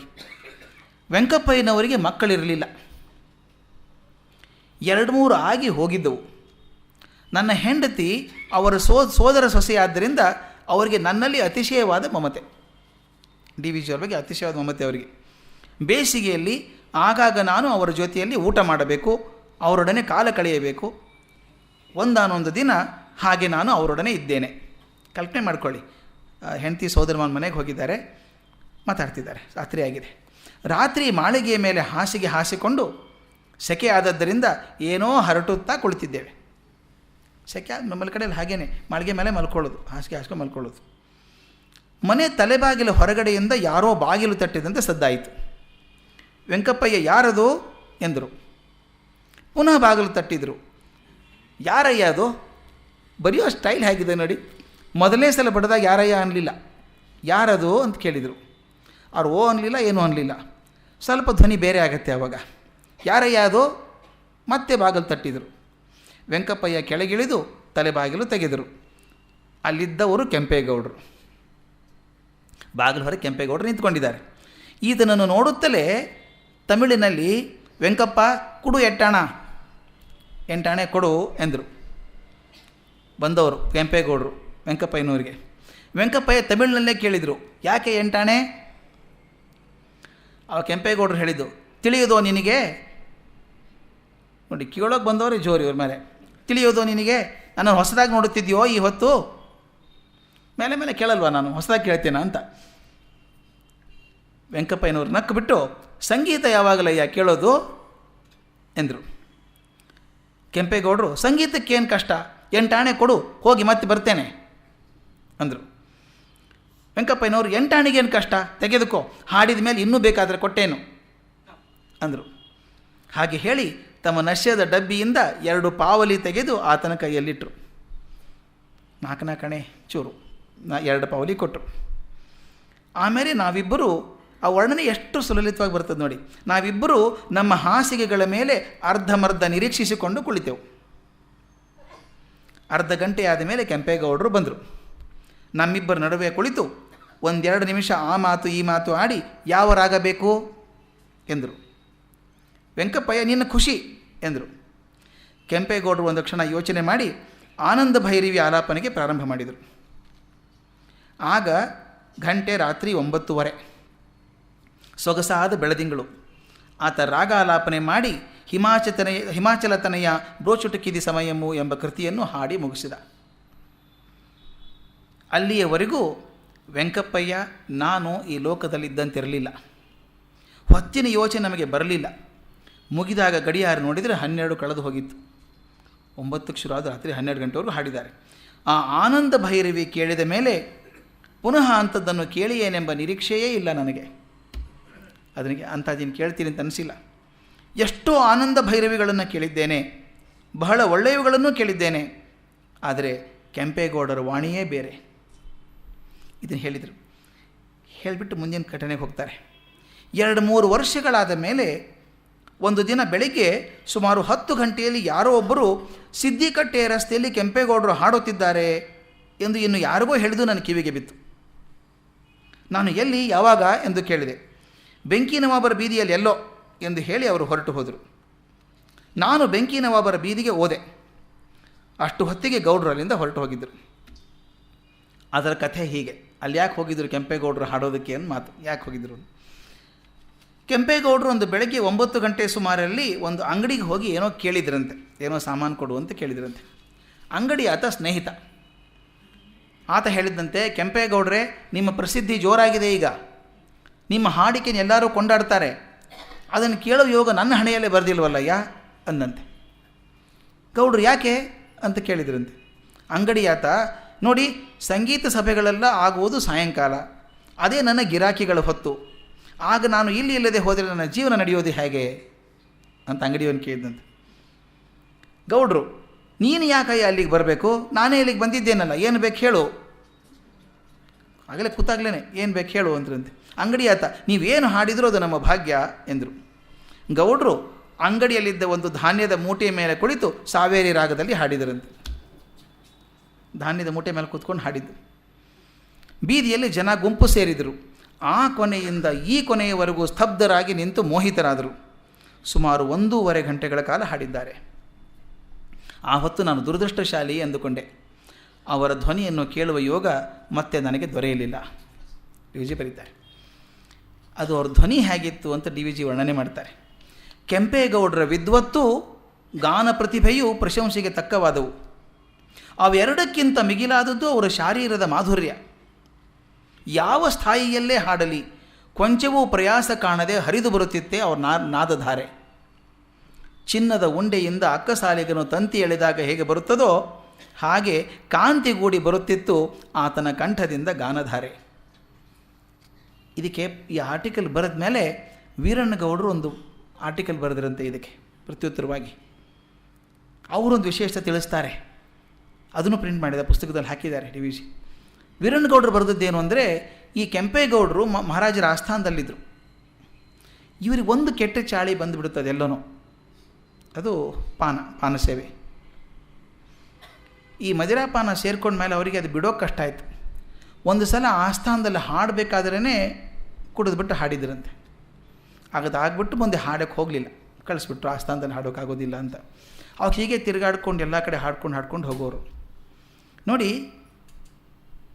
ಇವರು ಎಲ್ಲಿ ಕೆಲಸ ಹಾಡಿದ್ದಾರೆ, ಯಾರ್ಯಾರನ್ನು ಒಲಿಸಿದ್ದಾರೆ ಅಂತಂದರೆ, ಶ್ರೀ ಸ್ವಾಮಿ ವಿವೇಕಾನಂದರು ಪರಿವ್ರಾಜಕರಾಗಿ ದೇಶಾಚರಣೆ ಮಾಡುತ್ತಿದ್ದಾಗ ಶ್ರೀ ಕೆಂಪೇಗೌಡರು ಹಲವಾರು ತಿಂಗಳ ಶ್ರೀ ಸ್ವಾಮಿಗಳ ಜೊತೆಯಲ್ಲಿದ್ದುಕೊಂಡು ಆಸಾಮಿನ ಗಿರಿಗಂಧರಗಳಲ್ಲಿ ಗಾಯನ ಮಾಡಿ ಶ್ರೀ ಸ್ವಾಮಿಗಳನ್ನು ತಲ್ಲೀರನರಾಗಿ ಮಾಡುತ್ತಿದ್ದರೆಂದು ಅವರ ಬಾಯಿಯಿಂದಲೇ ಕೇಳಿದ್ದೇನೆ. ವಿವೇಕಾನಂದರ ಜೊತೆಗೆ ಹಾಡಿ ಅವ್ರನ್ನ ತಲ್ಲೀರನರಾಗಿ ಮಾಡ್ತಿದ್ದರಂತೆ. ಶ್ರೀ ಸ್ವಾಮಿಗಳು ಗೌಡರ ವಿಷಯದಲ್ಲಿ ಸುಪ್ರೀತರಾಗಿ ತಾವು ಹೊದೆಯುತ್ತಿದ್ದ ಕಾವಿ ನಿಲುವಂಗಿ ಒಂದನ್ನು ಗೌಡರಿಗೆ ಕೊಟ್ಟಿದ್ದರು. ಅವರು ಅದನ್ನು ಪ್ರಾಣ ಪದಕದಂತೆ ತಮ್ಮ ಬಳಿ ಇರಿಸಿಕೊಂಡದ್ದನ್ನು ನಾನು ನೋಡಿದ್ದೇನೆ ಅಂತ. ಯಾವ ಚೈತನ್ಯ ಯಾರನ್ನು ಮುಟ್ಟುತ್ತೆ ಅಂತ ಇದು ನೆನೆಸ್ಕೊಂಡಾಗ ಒಂದು ದುಃಖನೂ ಆಗುತ್ತೆ ನನಗೆ. ಅದು ಒಂದು ಚಾಳಿ ಇಲ್ಲದೆ ಹೋಗಿದ್ದರೆ ಏನಾಗಿರೋದು? ಎಂಥ ಅದ್ಭುತವಾದಂಥ ಶಕ್ತಿ ಒಂದರಿದಾಗಿ ಯಾರಿಗೂ ಸಿಕ್ಕದಂಗೆ ಆಯ್ತಲ್ಲ. ಇದನ್ನೇ ಶೇಕ್ಸ್ಪಿಯರ್ ಕರೆದು ಟ್ರ್ಯಾಜಿಕ್ ಫ್ಲಾ ಅಂತ ಕರೀತಾನೆ. ಅಷ್ಟೊಂದು ಅವನ ದುರಂತ ನಾಟಕಗಳಿದೆಯಲ್ಲ, ದುರಂತ ನಾಟಕಗಳಿಗೂ ಒಂದೇ ಮಾತು ಹೇಳಬೇಕು ಅಂದರೆ ಅದು ಟ್ರ್ಯಾಜಿಕ್ ಫ್ಲಾ ಅಂತ. ಅವನ ನಾಯಕರೆಲ್ಲರೂ ಅದ್ಭುತ ನಾಯಕರೇ, ಪ್ರತಿಯೊಬ್ಬ ನಾಯಕರು ಶ್ರೇಷ್ಠ ಸಾಧನೆ ಮಾಡಿದಂಥವರು. ಹ್ಯಾಮ್ಲೆಟ್ ವಂಡರ್ಫುಲ್ ಪ್ರಿನ್ಸ್, ಭಾಳ ಒಳ್ಳೆ ಪ್ರಿನ್ಸ್, ಒಳ್ಳೆ ರಾಜಕುಮಾರ. ಅವನಿಗಿರುವಂಥ weakness to be or not to be is the question. ಅವನು ಡಿಸೈಡ್ ಮಾಡೋಕ್ಕೆ ಆಗಲ್ಲ, ಅನಿಶ್ಚಿತ ಮನಸ್ಸು, ನಿರ್ಧಾರ ಮಾಡೋಕ್ಕೆ ಆಗಲ್ಲ, ಅದರಿಂದ ಫೇಲ್ ಆಗ್ಬೋದು ಅವನು. ಮ್ಯಾಕ್ಬೆತ್ ಅಂತ ಶೂರ ಧೀರ ಭಾರೀ ಸಾಧಕ ಅವನು ಏನು ಬೇಕಾದರೂ ಸಾಧನೆ ಮಾಡೋಂಥ ಛಲ ಉಳ್ಳವನು. ಎಲ್ಲ ಚೆನ್ನಾಗಿತ್ತು ಮ್ಯಾಕ್ಬೆತ್ತನಿಗೆ. ಅವನಿಗೆ ಬಂದುಬಿಡ್ತು ಒಂದು ಆ್ಯಂಬಿಷನ್ ಅಂದರೆ ತಾನು ರಾಜ ಆಗಬೇಕು ಅಂತ ಆಸೆ ಬಂದುಬಿಡ್ತು. ಅದು ಒಂದರಿಂದಾಗಿ ಮ್ಯಾಕ್ಬೆತ್ ಬಿದ್ದೋಗೋದು ಅಷ್ಟೇ ಅಲ್ಲ, ತನ್ನ ಕಾಪಾಡಿದಂಥ ನಾಯಕ ಡಂಕನನ್ನು ಕೊಂದುಬಿಟ್ಟು ತನ್ನ ರಾಜನ ತಾನೇ ಕೊಂದು ತನ್ನ ರಾಜ ಆಗೋಕ್ಕೆ ಹೋದ. ಒಂದು ಅತಿಶಯವಾದಂಥ ಒಂದು ಇದೆಯಲ್ಲ, ಅಪೇಕ್ಷೆ ಇದೆಯಲ್ಲ, ಆಸೆ ಇದೆಯಲ್ಲ, ಇದರಿಂದಾಗಿ ಮ್ಯಾಕ್ಬೆತ್ ಹಾಳಾದ. ಅಥೆಲ್ಲೋ ಕೂಡ ಧೀಮಂತ ನಾಯಕ. ಅಥೆಲ್ಲೋ ಒಂದು ಸಂಶಯ ಡೆಸ್ಡೆಮೋನ ಮೇಲೆ, ಒಂದು ಸಂಶಯದಿಂದ ಅವನು ಹಾಳಾಗಿ ಹೋದ. ಕಿಂಗ್ ಲಿಯರ್ ಒಳ್ಳೆ ನಾಯಕ, ಆದರೆ ಎಷ್ಟು ನಂಬಬೇಕೋ ಅಷ್ಟು ನಂಬೋದು ಬಿಟ್ಟು ಜಾಸ್ತಿ ನಂಬಿಬಿಟ್ಟ, ಎಲ್ಲರನ್ನೂ ಎಲ್ಲ ಕೊಟ್ಟು ಹೋಗ್ಬಿಟ್ಟ. ಹೀಗೆ ಒಂದೊಂದು ಗುಣದಿಂದಾಗಿ ಅಸಾಮಾನ್ಯ ನಾಯಕರೆಲ್ಲ ಬಿದ್ದು ಹೋದ್ರಲ್ಲ. ಹಾಗೆ ನಮ್ಮ ಕೆಂಪೇಗೌಡರಿಗೆ ಅದೊಂದು ಚಾಳಿ ಇಲ್ಲದೆ ಹೋಗಿದ್ದರೆ ಎಷ್ಟು ಒಳ್ಳೆಯದಾಗಿರೋದು ಅಂತ. ಆದರೆ ಒಂದು ಸಲ ಅನಿಸುತ್ತೆ, DVJನೇ ಕೈಲಾಸಂ ಅವ್ರ ಪರವಾಗಿ ಬರೆದ ಹಾಗೆ ಒಂದು ಸಲ, ಯಾವ ಮರಕ್ಕೆ ಯಾವ ಗೊಬ್ಬರ ಬೇಕೋ ಗೊತ್ತಿಲ್ಲ ಅಂತ ಬರೀತಾರೆ ಅವರು. ಕೈಲಾಸಂ ಜೀವನ ಹೀಗೆ ಯಾಕಾಯಿತು ಅಂದಾಗ, ಯಾವ ಮರಕ್ಕೆ ಯಾವ ಗೊಬ್ಬರ ಬೇಕಾಗುತ್ತೋ ಗೊತ್ತಿಲ್ಲ, ಬಹುಶಃ ಆ ಚೇತನಕ್ಕೆ ಅದೇ ಸರಿನೋ ಏನೋ ಅಂತ ಅನಿಸುತ್ತೆ. ಆದರೆ ನೆನೆಸ್ಕೊಂಡಾಗ ಆ ಒಂದು ದೌರ್ಬಲ್ಯ ಹೇಗೆ ಎಷ್ಟು ಗುಣಗಳ ರಾಶಿಯನ್ನು ಮುಚ್ಚಿ ಹಾಕಬಲ್ಲದು ಅನ್ನೋದಕ್ಕೆ ಇದೊಂದು ಉದಾಹರಣೆ ಆಗಿಬಿಡುತ್ತೆ. ಮುಂದಿನ ಪಾತ್ರ ಭಾರತ ಬಿಂದೂರಾಯರದು, ಸಂಗೋ ಬಿಂದೂರಾಯರು ಅಂತ. ಇದೊಂದು ಅದ್ಭುತ ಚೇತನನೇ. ಅವರಿಗೆ ಸಂಗೋ ಬಿಂದೂರಾಯರು ಅಂದರೆ ಗೊತ್ತೇ ಆಗಲ್ಲ ಯಾರಿಗೂ. ಭಾರತ ಬಿಂದೂರಾಯರು ಅಂತ ಹೆಸರು ಅವರಿಗೆ. ಅವರು ಮೊದಲಿಗೆ ಪ್ರಾರಂಭ ಮಾಡಿದ ಒಂದು ಘಟನೆಯಿಂದ ಶುರು ಮಾಡ್ತಾರೆ DVJ ಅವರ ಪರಿಚಯನ. ಒಂದು ದಿನ ಮಧ್ಯಾಹ್ನ 3 ಗಂಟೆಯ ಸಮಯದಲ್ಲಿ ಬಿಂದೂರಾಯರು ನಮ್ಮ ಮನೆಗೆ ದಯಮಾಡಿಸಿದರು. ಮಧ್ಯಾಹ್ನ 3 ಗಂಟೆ ಬಿಸಿಲಿಗೆ ಬಂದಿದ್ದಾರೆ. ನಾನು ಕೇಳಿದೆ, ಯಾವಾಗ ಬಂದಿರಿ? ಅವ್ರು ಹೇಳಿದರು, ಬೆಳಗ್ಗೆ ಚಿತ್ರದುರ್ಗದಿಂದ ಹೊರಟು 11 ಗಂಟೆಗೆ ಬಂದೆ. ತಮ್ಮನ ಮನೆಯಲ್ಲಿ ಸ್ನಾನ ಭೋಜನ ತೀರಿಸಿಕೊಂಡು ತಮ್ಮನ್ನು ನೋಡಲು ಬಂದೆ. ಏನು ಕಾರಣ ಗೊತ್ತೇ ಎದಕ್ಕೆ ಬಂದಿದ್ದಾರೆ ನೋಡೋದಕ್ಕೆ? ನನಗೆ ಈ ಹೊತ್ತು 92 ಆಯಿತು. ಅವತ್ತು 92 ವರ್ಷ ಆಗಿದೆ ಅವರಿಗೆ, ಇವತ್ತು 92 ವರ್ಷ ಆಯಿತು. ಆ ಮಾತು ತಮ್ಮಲ್ಲಿ ಹೇಳಬೇಕೆನಿಸಿತು, ಅದಕ್ಕೆ ಬಂದೆ ಅಂತ ಹೇಳಬೇಕು. 92 ವರ್ಷ ಆಗಿದೆ ಅಂತ. ನಾನು ಹೇಗೆ ಬಂದಿರಿ? ಗಾಡಿಯಲ್ಲೋ? ಆಗ ಅವರು ಕಾಲುಗಳ ಕಡೆಗೆ ಕೈ ತೋರಿಸಿ, ಇದಿರುವಾಗ ಗಾಡಿ ಏಕೆ, ಕಾಲಿರುವ ಗಾಡಿ ಏಕೆ ಎಂದರು. ಸ್ವಲ್ಪ ಹೊತ್ತು ಸ್ವಂತ ವಿಷಯಗಳನ್ನು ಕುರಿತು ಮಾತನಾಡಿದೆವು. ಬಳಿಕ ಅವರು ಹೊರಟರು. ನಾನು ಕೇಳಿದೆ, ಈಗ ಎಲ್ಲಿಗೆ? ಅವರು ಚಾಮರಾಜಪೇಟೆಯಲ್ಲಿ ಕೆಲ ಮಂದಿ ಹಳೆಯ ಸ್ನೇಹಿತರನ್ನು ನೋಡಬೇಕು. ನಾನು ಹೇಳಿದೆ, ತುಂಬ ಬಿಸಿಲಾಗಿದೆಯಲ್ಲ, ಗಾಡಿ ತರಿಸಲೇ ಎಂದೆ. ಅವರು, ಚಾಮರಾಜಪೇಟೆ ಗಾಡಿ ಏಕೆ, ಹತ್ತಿರವಿದೆಯಲ್ಲ ಎಂದು ಹೊರಟರು. ನಡ್ಕೊಂಡು ಹೊರಟು. 92 ವರ್ಷ ಮುದುಕರು ಮಧ್ಯಾಹ್ನ ಬಿಸಿಲಲ್ಲಿ ಪ್ರವಚನ ಮಾಡಿದ್ದಾರೆ. 85ನೇ ವಯಸ್ಸು ನೋಡಿ. ಈ ಪ್ಲಾಟ್ಫಾರ್ಮಿಂದ 85ನೇ ವಯಸ್ಸಲ್ಲಿ ಬಿಂದೂರಾಯರು ಪ್ರವಚನ ಮಾಡಿದ್ದಾರೆ ಇಲ್ಲಿ. ಅದು DVJ ಬರೀತಾರೆ, ಅದೇ ನನಗಾದ ಕಡೆಯ ಸಾರಿಯ ದರ್ಶನ. ಆ ದಿವಸ ಅವರ ಮುಖದಲ್ಲಿ ಕಾಣುತ್ತಿದ್ದ ತೇಜಸ್ಸನ್ನು, ಅವರ ದೇಹದಲ್ಲಿ ಕಾಣುತ್ತಿದ್ದ ದಾರ್ಢ್ಯವನ್ನು ನೋಡಿದವರಿಗೆ ಅವರ ಅವಸಾನ ಅಷ್ಟು ಸಮೀಪದಲ್ಲಿದೆ ಎಂದು ಅನಿಸುತ್ತಿರಲಿಲ್ಲ. ಅಷ್ಟು ತೇಜಸ್ಸಿತ್ತು ಅವ್ರ ಮುಖದ ಮೇಲೆ. ಅವರು ತುಂಬ ಕಷ್ಟಪಟ್ಟವರು, ಸರ್ಕಾರಿ ನೌಕರಿಯಲ್ಲಿದ್ದವರು. DVJ ಬರೀತಾರೆ, ಸರ್ಕಾರಿ ನೌಕರಿ ಇದ್ದಾಗ ಆ ವೇಷಭೂಷಣ ಎಲ್ಲ ಇತ್ತು, ಕೋಟು ಟಾಯ್ ಎಲ್ಲ ಹಾಕ್ಕೊಂಡು ಹೋಗೋರು, ಕೆಲಸ ಚೆನ್ನಾಗಿ ಮಾಡೋರು. ಅಂತರ ಸಾಯಂಕಾಲ ಸ್ನೇಹಿತರೆಲ್ಲ ಸೇರ್ಕೊಂಡ್ಬಿಟ್ಟು ಒಂದು 5-6 ಜನ ಸಮಯ ಕಳೆಯೋದಕ್ಕೆ ಒಂದು ಕಡೆ ಕೂತ್ಕೊಳ್ಳೋರು. ಕೂತ್ಕೊಂಡು ತಮಗೆ ಗೊತ್ತಿರುವಂಥ ವಿದ್ಯೆಗಳನ್ನು, ತಮಗೇನು ವಿಶೇಷ ಅನಿಸಿದ್ದನ್ನು ಯಾರೋ ಹಾಡೋದನ್ನು, ವಿಷಯ ಹೇಳೋದು ಮಾಡ್ಕೊಂಡು ಹೋಗ್ತಿದ್ರು. ಆಗ ಬಿಂದುರಾಯರು ಕುಮಾರವ್ಯಾಸ ಭಾರತ ಓದ್ತೀನಿ ಅಂತ ಶುರು ಮಾಡಿದರು. ಅದಕ್ಕೆ ಒಂದು 4 ಸಾಲಿದೆ ಮನಸ್ಸಲ್ಲಿ ಕೆತ್ತುಕೊಳ್ಬೇಕಾದಂಥ ಸಾಲುಗಳು ಡಿ ವಿ ಜಿ ಬರೆದಿರೋದು. ಹೇಗೆ ಒಂದು ಚೈತನ್ಯ ಮೇಲ್ಮಟ್ಟಕ್ಕೆ ಹೋಗ್ತದೆ ಅನ್ನೋದನ್ನು ಒಂದು 4 ಸಾಲಲ್ಲಿ ಬರೆದಿದ್ದಾರೆ ಭಾರತ ಬಿಂದುರಾಯರ ಬಗ್ಗೆ. ಹೇಗೆ ಬರೆದಿದ್ದಾರೆ ನೋಡಿ. ಮಿತ್ರಗೋಷ್ಠಿಯ ವಿನೋದದಲ್ಲಿ ಪ್ರಾರಂಭವಾದದ್ದು ಬಿಂದುರಾಯರ ಭಾರತ ವಾಚನ. ವಿನೋದದಲ್ಲಿ ಸುಮ್ಮನೆ ಸಮಯ ಕಳಿಬೇಕು ಅಂತ ಓದೋಕ್ಕೆ ಶುರು ಆದದ್ದು. ಕ್ರಮೇಣ ಅದು ಅವರಿಗೆ ಸಂತೋಷದ ಕಾರ್ಯಕ್ರಮವಾಯಿತು. ಆಮೇಲೆ ಅದು ನಿತ್ಯ ಪರಾಯಣವಾಯಿತು. ಬರುತ್ತಾ ಅದು ಜೀವನ ವೃತವಾಯಿತು. ಹಾಗೆಯೇ ಅದು ಲೋಕ ಸಮಾರಾಧನೆ ಆಯಿತು. ಕಡೆಗೆ ಅದು ಜೀವನದ ಪರಮಸಿದ್ಧಿಯಾಯಿತು. ವಿನೋದದಲ್ಲಿ ಪ್ರಾರಂಭವಾದ ಭಾರತ ವಾಚನ ಪರಮಾತ್ಮ ಸಂತೃಪ್ತಿಯಲ್ಲಿ ಪರ್ಯಾವಸಾನವಾಯಿತು. ಏನು ಅದ್ಭುತ ಮಾತು ಅನಿಸುತ್ತೆ. ಇದು ನೋಡಿದಾಗ ಅನಿಸುತ್ತೆ, ಯಾಕೆ ನಾವು ಒಂದು ಕೆಲಸವನ್ನು ಮೇಲೆ ಮಾಡಬೇಕು ಅಂತಂದರೆ, ಅವರು ವಿನೋದಕ್ಕಾಗಿ ಪ್ರಾರಂಭ ಮಾಡಿದಂಥ ಭಾರತ ವಾಚನ ಅದನ್ನು ಮಾಡ್ತಾ ಅದರ ಬಗ್ಗೆ ಸಂತೋಷ ಬರೋಕ್ಕೆ ಶುರು ಆಯಿತು. ಅದು ಸಂತೋಷದ ಕಾರ್ಯಕ್ರಮ ಆಯಿತು. ಮುಂದೆ ಅದು ಸಂತೋಷ ಕೊಡೋಕ್ಕೆ ಶುರು ಆದರೆ ಬಿಡೋಕ್ಕೆ ಮನಸ್ಸು ಬರಲ್ಲ. ಯಾವುದೇ ಒಂದು ಅಭ್ಯಾಸ ಸಂತೋಷ ಕೊಡೋಕ್ಕೆ ಶುರು ಆದರೆ ಮತ್ತೆ ಮಾಡಬೇಕು ಅನಿಸುತ್ತೆ. ಕೆಟ್ಟ ವಿಷಯನೂ ಹಾಗೇ ಯಾವ ಕಡೆ ಹೋಗ್ತೀವಿ ಅನ್ನೋದ್ರ ಮೇಲೆ ಇರ್ತದೆ. ಈ ಭಾರತ ಸಂತೋಷ ಕೊಡೋಕ್ಕೆ ಶುರು ಆಯ್ತಲ್ಲ, ಅದು ಮತ್ತೆ ಅದನ್ನೇ ಮಾಡೋಕ್ಕೆ ಶುರು ಮಾಡಿದಾಗ ಅದೊಂದು ಜೀವನ ವೃತ ಆಯಿತು.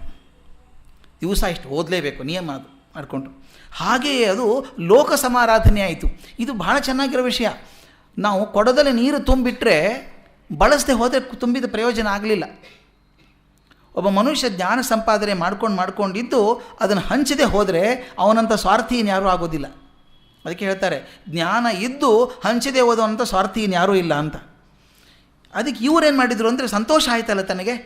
ಒಂದು ಮಾತು ಹೇಳ್ತಿರ್ತೀನಿ ನಾನು, ಸಂತೋಷ ಆದರೆ ಮುಚ್ಚಿಟ್ಕೊಳ್ಳೋಕ್ಕಾಗಲ್ಲ ಯಾವತ್ತೂ ನಮಗೆ, ಹಂಚಬೇಕಾಗ್ತದೆ. ಅವ್ರು ತಾವು ಕಂಡಂಥ ಸಂತೋಷವನ್ನು ಮಂದಿಗೆ ಹಂಚೋಕೆ ಹೋಗ್ಬಿಟ್ಟೇನಾಯಿತು, ಲೋಕ ಸಮಾರಾಧನೆ ಆಯಿತು. ಕಡೆಗೆ ಅದು ಜೀವನದ ಪರಮ ಸಿದ್ಧಿ ಆಯಿತು. ಬಿಂದುರಾಯರನ್ನು ಗುರುತಿಸೋದು, ಎಷ್ಟೊಂದು ಜನ ಬಿಂದುರಾಯರಿದ್ದಾರೆ ಕರ್ನಾಟಕದಲ್ಲಿ. ಭಾರತ ಬಿಂದುರಾಯರು ಒಬ್ಬರೇ. ಭಾರತದಿಂದ ಅವ್ರ ಹೆಸರು ಜೋಡಿಸ್ಕೊಂಡ್ಬಿಡ್ತದೆ ಹಾಗೆ. ಅದಕ್ಕೆ ವಿನೋದದಲ್ಲಿ ಪ್ರಾರಂಭವಾದ ಭಾರತ ವಾಚನ ಪರಮಾತ್ಮ ಸಂತೃಪ್ತಿಯಲ್ಲಿ ಪರ್ಯಾವಸಾನವಾಯಿತು ಅಂತ. ನೋಡಿ, ಅವ್ರ ಜೀವನ ತುಂಬ ಕಷ್ಟ ಆಯಿತು. ಪೆನ್ಷನ್ ಬರೋದು ಕಷ್ಟ ಆಯಿತು, ಬಂದು ದುಡ್ಡು ಸಾಲೋದಿಲ್ಲ. ಆದರೆ ಒಂದು ದಿವಸ ಅವ್ರು ಹೇಳ್ತಾರೆ, ಅನುಭವಿಸಿದ್ದನ್ನು ನಾನು ಕಾಣಲಿಲ್ಲ ಅಂತ ಅನುಭವಿಸಿದೆ ಅಂತ ಯಾರ ಮುಂದೆ ಹೇಳಲಿಲ್ಲ. ಅವರು ಕಷ್ಟಪಟ್ಟಿದ್ದೀನಿ ಅಂತ ತುಂಬ ತೊಂದರೆ ಇದ್ದರು, ಯಾರಿಗೂ ಹೇಳ್ಕೊಳ್ಳಿಲ್ಲ ಅವರು. ಅದಕ್ಕೆ ಹೇಳ್ತಾರೆ, ಡಿ ವಿ ಜಿ ಒಂದು ಕತೆ ಹೇಳ್ತಾರೆ ಇಲ್ಲಿ. ಈ ಬಿಂದುರಾಯರ ಜೀವನವನ್ನು ನೆನೆದಾಗೆಲ್ಲ ನನಗೆ ರಾಮಕೃಷ್ಣ ಪರಮಹಂಸರು ಹೇಳ್ತಿದ್ದ ಕಥೆ ಜ್ಞಾಪಕಕ್ಕೆ ಬರ್ತದೆ ಅಂತ. ರಾಮಕೃಷ್ಣ ಪರಮಹಂಸರ ಕಥೆಗಳು ಬಹಳ ಸೊಗಸಾಗಿ ಹೃದಯಕ್ಕೆ ಮುಟ್ಟುವಂಥ ಕಥೆಗಳು. ಆ ಕಥೆಯಲ್ಲಿ ಏನು ಬರ್ತದೆ ಅಂದರೆ, ಒಬ್ಬ ವಿದ್ವಾಂಸ ರಾಜನ ಕಡೆಗೆ ಹೋದನಂತೆ. ರಾಜನ ಕಡೆಗೆ ಹೋಗಿ ಏನಾದರೂ ಕೊಡಿ ಅಂತ ಯಾಚನೆ ಮಾಡಿಕೊಂಡ, ದಾನ ಕೊಡಿ ಅಂತ. ಅವು ರಾಜ ಕೇಳಿದಂತೆ, ನಿಮಗೆ ಯಾವ ಶಾಸ್ತ್ರದಲ್ಲಿ ಸ್ವಲ್ಪ ಹೆಚ್ಚು ಗೊತ್ತು, ಅದರಲ್ಲಿ ಪಂಡಿತರಿದ್ದೀರಿ ನೀವು ಅಂತ ಕೇಳಿದಂತೆ. ಇವರು ಪಂಡಿತರು ಹೇಳ್ಕೊಂಡ್ರು, ನನಗೆ ಶ್ರೀಮದ್ ಭಾಗವತ ಪುರಾಣದಲ್ಲಿ ಭಾಳ ಆಸಕ್ತಿ ಇದೆ, ಚೆನ್ನಾಗಿ ಓದ್ಕೊಂಡಿದ್ದೇನೆ ಅಂದರು. ರಾಜ ಹೇಳಿದಂತೆ, ಹೌದಾ, ನನಗೂ ತುಂಬ ಆಸಕ್ತಿ ಇದೆ ಭಾಗವತದಲ್ಲಿ. ಹಾಗಾದರೆ ಒಂದು ಕೆಲಸ ಮಾಡ್ತೀರಾ, ಶನಿವಾರ ಬಂದು ನನಗೆ ಭಾಗವತ ಹೇಳ್ಕೊಡ್ತೀರಾ, ನಾನು ಕುತೂಹಲದಿಂದ ಕಾಯ್ತಾ ಇರ್ತೀನಿ ಅಂದ್ರಂತೆ. ಆಗ್ಬೋದು ಅಂದರು. ರಾಜ ಒಪ್ಕೊಂಡಿದ್ದಾನೆ ಭಾಗವತ ಕೇಳೋದಕ್ಕೆ ಅಂದರೆ ಅವ್ರು ಬಿಡ್ತಾರಾ. ಚೆನ್ನಾಗಿ ತಯಾರು ಮಾಡಿಕೊಂಡು ಶನಿವಾರ ದಿವಸ ಮಧ್ಯಾಹ್ನ ಹೋದ್ರಂತೆ ಹೇಳಿ ಟೈಮಿಗೆ. ರಾಜನ ಅರಮನೆಗೆ ಹೋದರೆ ಆ ದ್ವಾರಪಾಲಕರು ಹೇಳಿದ್ರಂತೆ, ಇವತ್ತು ರಾಜರಿಗೆ ದೇಹಾಲಸ್ಯವಾಗಿದೆ, ಆರೋಗ್ಯ ಚೆನ್ನಾಗಿಲ್ಲ, ಅದಕ್ಕೆ ಇವತ್ತು ಆಗೋದಿಲ್ಲ, ಮುಂದಿನ ಶನಿವಾರ ಬನ್ನಿ ಅಂತ ಹೇಳಿದ್ರಂತೆ. ಆಯಿತು ಅಂತ ಮತ್ತೆ ಪಾಪ ಪಂಡಿತರು ವಾಪಸ್ ಹೋದರು. ಮತ್ತು ಚೆನ್ನಾಗಿ ಓದ್ಕೊಂಡು ಮುಂದಿನ ಶನಿವಾರ ಮತ್ತೆ ಹೋದ್ರಂತೆ. ಆ ಟೈಮಿಗೆ ಹೋಗೋತ್ತಿಗೆ ಹೇಳಿದ್ರಂತೆ, ಇಲ್ಲ, ರಾಜಕಾರಣ ತುಂಬ ವ್ಯಸ್ತರಾಗಿದ್ದಾರೆ, ತುಂಬ ರಾಜಕಾರ್ಯ ಇದೆ ಅವರಿಗೆ, ಅದಕ್ಕೆ ಈ ಶನಿವಾರ ಬೇಡ, ಮುಂದಿನ ಶನಿವಾರ ಬನ್ನಿ. ಏನೋ ಒಂದು ಕಾರಣ, ರಾಜಕಾರ್ಯನೋ ಆಲಸ್ಯ ಆಗಿದೆಯೋ, ಯಾರೋ ನೆಂಟರು ಬಂದಿದ್ದಾರೋ, ಹೀಗೆ ಆಗಿ 5-6 ಶನಿವಾರ ಪಾಪ ಪಂಡಿತರ ದಿನ ಹೋಗೋದು ಬರೋದು ಆಯಿತು. 7ನೇ ಶನಿವಾರ ರಾಜ ರೆಡಿಯಾಗಿ ಕೂತಿದ್ದಾರೆ. ಪಂಡಿತರು ಬರ್ತಾರೆ, ಭಾಗವತ ಹೇಳ್ತಾರೆ ಇವತ್ತು ಅಂತ. ಪಂಡಿತರು ಬರಲಿಲ್ಲ.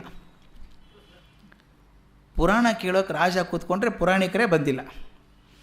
ಅವ್ರು ಕಳಿಸಿದ್ರಂತೆ ದೂತರನ್ನ, ಕೇಳ್ಕೊಂಬನ್ನಿ ಯಾಕೆ ಬಂದಿಲ್ಲ ಪಂಡಿತರು ಅಂತ. ದೂತರು ಹೋಗಿ ಕೇಳಿದ್ರಂತೆ, ಬಂದು ರಾಜನಿಗೆ ಹೇಳಿದರು, ಅವ್ರು ಬರೋಲ್ಲ ಅಂತಾರೆ ಅಂತ. ಅರಮನೆಗೆ ಬರೋಲ್ಲ, ಭಾಗವತ ಹೇಳೋಲ್ಲ, ಮರ್ಜಿ ಇಲ್ಲ ಅಂತ ಹೇಳಿದ್ದಾರೆ ಅಂತ. ರಾಜನಿಗೆ ಅನಿಸ್ತು, ಬಹುಶಃ ನಾ ತಪ್ಪು ಮಾಡಿದೆ ಅನಿಸುತ್ತೆ, ವಿದ್ವಾಂಸರಿಗೆ 4-5 ಸಲ ವಾಪಸ್ ಕಳಿಸ್ಬಿಟ್ನಲ್ಲ, ಅವ್ರಿಗೆ ಬೇಜಾರಾಗಿರಬೇಕು, ನಾನೇ ಹೋಗಿ ಕೇಳ್ಕೊಂಬರೋಣ ಅಂತ ಹೇಳಿ ಅವ್ರ ಮನೆಗೆ ರಾಜ ಹೋದಂತೆ. ಪಂಡಿತರು ಕೂತಿದ್ರು. ನೋಡಿ, ನಾನು ಶನಿವಾರ ಕಾಯ್ಕೊಂಡಿದ್ದೆ, ನೀವು ಬರ್ತೀರಿ, ಭಾಗವತ ಹೇಳ್ತೀರಿ ಅಂಥೇಳಿ, ನೀವು ಬರಲಿಲ್ಲಲ್ಲ ಅಂತ ರಾಜ ಕೇಳಿದ್ದಂತೆ. ಆಗ ಪಂಡಿತ್ ಹೇಳಿದ್ದು ಭಾಳ ಚೆನ್ನಾಗಿದೆ ಉತ್ತರ. ಇಲ್ಲ, ನಾನು ಯಾಚಕ ವೃತ್ತಿ ಬಿಟ್ಟುಬಿಟ್ಟಿದ್ದೀನಿ, ಈಗ ಕೇಳೋದಿಲ್ಲ ನಾನು. ಯಾಕಂದರೆ ನಾನು ಮೊದಲನೇ ಶನಿವಾರ ಉತ್ಸುಕನಾಗಿ ಬಂದಿದ್ದೆ. ಮಹಾರಾಜರು ಕೇಳ್ತಾರೆ ಅಂದರೆ ಏನೇನೋ ಪ್ರಶ್ನೆ ಕೇಳ್ಬೋದಲ್ಲ ಅಂತ ಭಾಗವತನ ಚೆನ್ನಾಗಿ ಓದ್ಕೊಂಬಂದೆ. ನಾನು ಬರ್ತಿತ್ತು ಮೊದಲು, ಇನ್ನೂ ಚೆನ್ನಾಗಿ ಮಹಾರಾಜರ ಪ್ರಶ್ನೆ ಕೇಳಿದ ಸರಿಯಾಗಿ ಉತ್ತರ ಕೊಡಬೇಕಲ್ವಾ ಅಂಥೇಳಿ ಸಾಕಷ್ಟು ಓದ್ಕೊಂಬಂದೆ, ತಯಾರು ಮಾಡ್ಕೊಂಬಂದೆ. ಅವತ್ತು ನೀವು ಸಿಗಲಿಲ್ಲ. ಮುಂದಿನ ಶನಿವಾರ ಸಿಕ್ಕರೆ ಆಗ್ಬೋದಲ್ಲ, ಮತ್ತು ಪ್ರಶ್ನೆ ಕೇಳ್ಬೋದಲ್ಲ, ಮತ್ತು ಚೆನ್ನಾಗಿ ಓದಿದೆ. ಹಿಂಗೆ 4-5-6 ಬಾರಿ ತುಂಬ ಆಳವಾಗಿ ಭಾಗವತ ಓದಿದಾಗ ತುಂಬ ಮನಸ್ಸಿಗೆ ಹೊಕ್ಬಿಡ್ತು ನನಗೆ. ಅದಕ್ಕೆ ಅನ್ನಿಸ್ತು, ಹೊಸ ಹೊಸ ಸ್ವಾರಸ್ಯಗಳನ್ನು ಗ್ರಂಥದಲ್ಲಿ ಕಂಡೆ. ಆದ್ದರಿಂದ ಈ ಭಾಗವತ ರಸಾಯನಕ್ಕಿಂತ ದೊಡ್ಡ ಭಾಗ್ಯ ಯಾವುದೂ ಇಲ್ಲ ಅಂತ ಅರ್ಥ ಆಯಿತು. ನನಗೆ ಯಾವ ಅಪೇಕ್ಷಾನೂ ಇಲ್ಲ. ಅದಕ್ಕೆ ಹೇಳ್ತಾರೆ, ತಾವು ಸಾವಕಾಶ ಮಾಡಿದ್ದರಿಂದ ನನಗೆ ಮಹಾ ಉಪಕಾರವಾಯಿತು ಅಂತ, ನಾನು ಧನ್ಯನಾದೆ ಅಂತ. ಈ ಮಾತನ್ನು ಗಮನಿಸಬೇಕು. ಭಾಗವತವನ್ನು ಓದಿದವರೇ ಪಂಡಿತರು. ಆ ಭಾಗವತವನ್ನು ಇನ್ನೂ ಆಳವಾಗಿ ಓದಿದಾಗ ಅದರ ರಸ ಸಿಗೋಕ್ಕೆ ಶುರು ಆಯಿತು. ಯಾವಾಗ ರಸ ಸಿಗೋಕ್ಕೆ ಶುರು ಆಯಿತು ಅವರಿಗೆ ಅದರಲ್ಲಿ ಆಸಕ್ತಿ ಹುಟ್ಟಿ ಇನ್ನು ಬಾಕಿದೇನೋ ಬೇಡ ಅನಿಸ್ಬಿಡ್ತು. ಅದು ಹೇಳ್ತಾರೆ, ಭಾರತ ಬಿಂದೂರಾಯರಿಗೂ ಹೀಗೆ ಆಗಿರಬೇಕು. ಅದಕ್ಕೆ ಬರೀತಾರೆ, ಹೀಗೆ ಆಯಿತು ಬಿಂದೂರಾಯರಿಗೆ ಅಂತ. ವಿನೋದಕ್ಕಾಗಿ ಓದಿದಂಥ ಮಹಾಭಾರತ ಓದ್ತಾ ಅದರ ಆಳಕ್ಕಿಳಿದು ಅವರು ಭಾರತ ಬಿಂದೂರಾಯರೇ ಆಗಿ ಹೋದರು ಅಂತ. ಈ ಮಾತನ್ನು ನನಗೊಂದು ನಾನು ತಮಿಳುನಾಡಿಗೆ ಹೋದಾಗ ನನ್ನ ಸ್ನೇಹಿತರೊಬ್ಬರು ಹೇಳ್ತಾಯಿದ್ರು, ದೊಡ್ಡ ವಿದ್ವಾಂಸರವರು. ಅವ್ರು ಹೇಳ್ತಾಯಿದ್ರು, ಕಂಬ ರಾಮಾಯಣದಲ್ಲಿ ಒಂದು ಮಾತು ಬರ್ತದೆ ಅಂತ. ಕಂಬ ರಾಮಾಯಣದಲ್ಲಿ ಯುದ್ಧ ಶುರು ಆಗಬೇಕಿನ್ನ ರಾಮ ರಾವಣರ ನಡುವೆ. ಸೀತೆ ಅಶೋಕವನದಲ್ಲಿದ್ದಾರೆ. ಒಂದು ಸಲ ಅವನ ಮಂತ್ರಿಗಳು ಸೂಚನೆ ಕೊಟ್ಟರಂತೆ ರಾವಣನಿಗೆ, ಇಲ್ಲೋಡು, ಇಷ್ಟು ದಿವಸ ಆಯಿತು, ಸೀತೆ ನಿನಗೆ ಒಲಿಲಿಲ್ಲ, ನೀನು ಪ್ರತಿ ಸಲ ಹೋಗ್ತೀಯಾ, ನೀನು ರಾವಣ ವೇಷದಲ್ಲಿ ಹೋಗ್ತೀಯಾ, ಜೋರು ಮಾಡ್ತೀಯಾ, ಆಕೆ ಒಲಿಯೋಲ್ಲ. ನೀನು ಮುಂದೆ ಕಡ್ಡಿ ಹಿಡಿದು ಮಾತಾಡ್ತಾಳೆ, ಆಕೆ ಹುಲ್ಲಿನ ಕಡ್ಡಿ ಹಿಡಿದು ಮಾತಾಡ್ತಾಳೆ. ಒಂದು ಕೆಲಸ ಯಾಕೆ ಮಾಡಬಾರ್ದು, ನೀನು ಮಾಯಾವಿ ಆದ್ದರಿಂದ ನಿನಗೆ ಹೇಗೆ ಬೇಕಾದರೂ ಬದಲಾಯಿಸ್ಕೋಬೋದು ನಿನ್ನ ರೂಪವನ್ನು. ನಿನ್ನ ಮಾಯೆಯಿಂದ ರಾಮನ ವೇಷದಲ್ಲೇ ಹೋಗ್ಬಿಡು. ರಾಮನ ಹಾಗೆ ಹೋಗ್ಬಿಟ್ರೆ ಏನು ಗೊತ್ತಾಗುತ್ತೆ ಆಕೆಗೆ, ಅಷ್ಟು ದೊಡ್ಡ ಮಾಯಾವಿ ಇದೆಯಾ ನೀನು ಅಂತ. ಅದು ಕೇಳ್ತಾರೆ ಅವ್ರು, ಭಾಳ ಚೆನ್ನಾಗಿ ಹೇಳಿದ್ರು ಪಂಡಿತರು. ಅದು ಮಾಡೋಕೆ ಆಗಲ್ಲಪ್ಪ ನನ್ನ ಕಡೆಯಿಂದ ಅನ್ನಂತೆ ರಾವಣ. ಯಾಕೆ ಅಂದರೆ ಉತ್ತರ ತುಂಬ ಚೆನ್ನಾಗಿದೆ.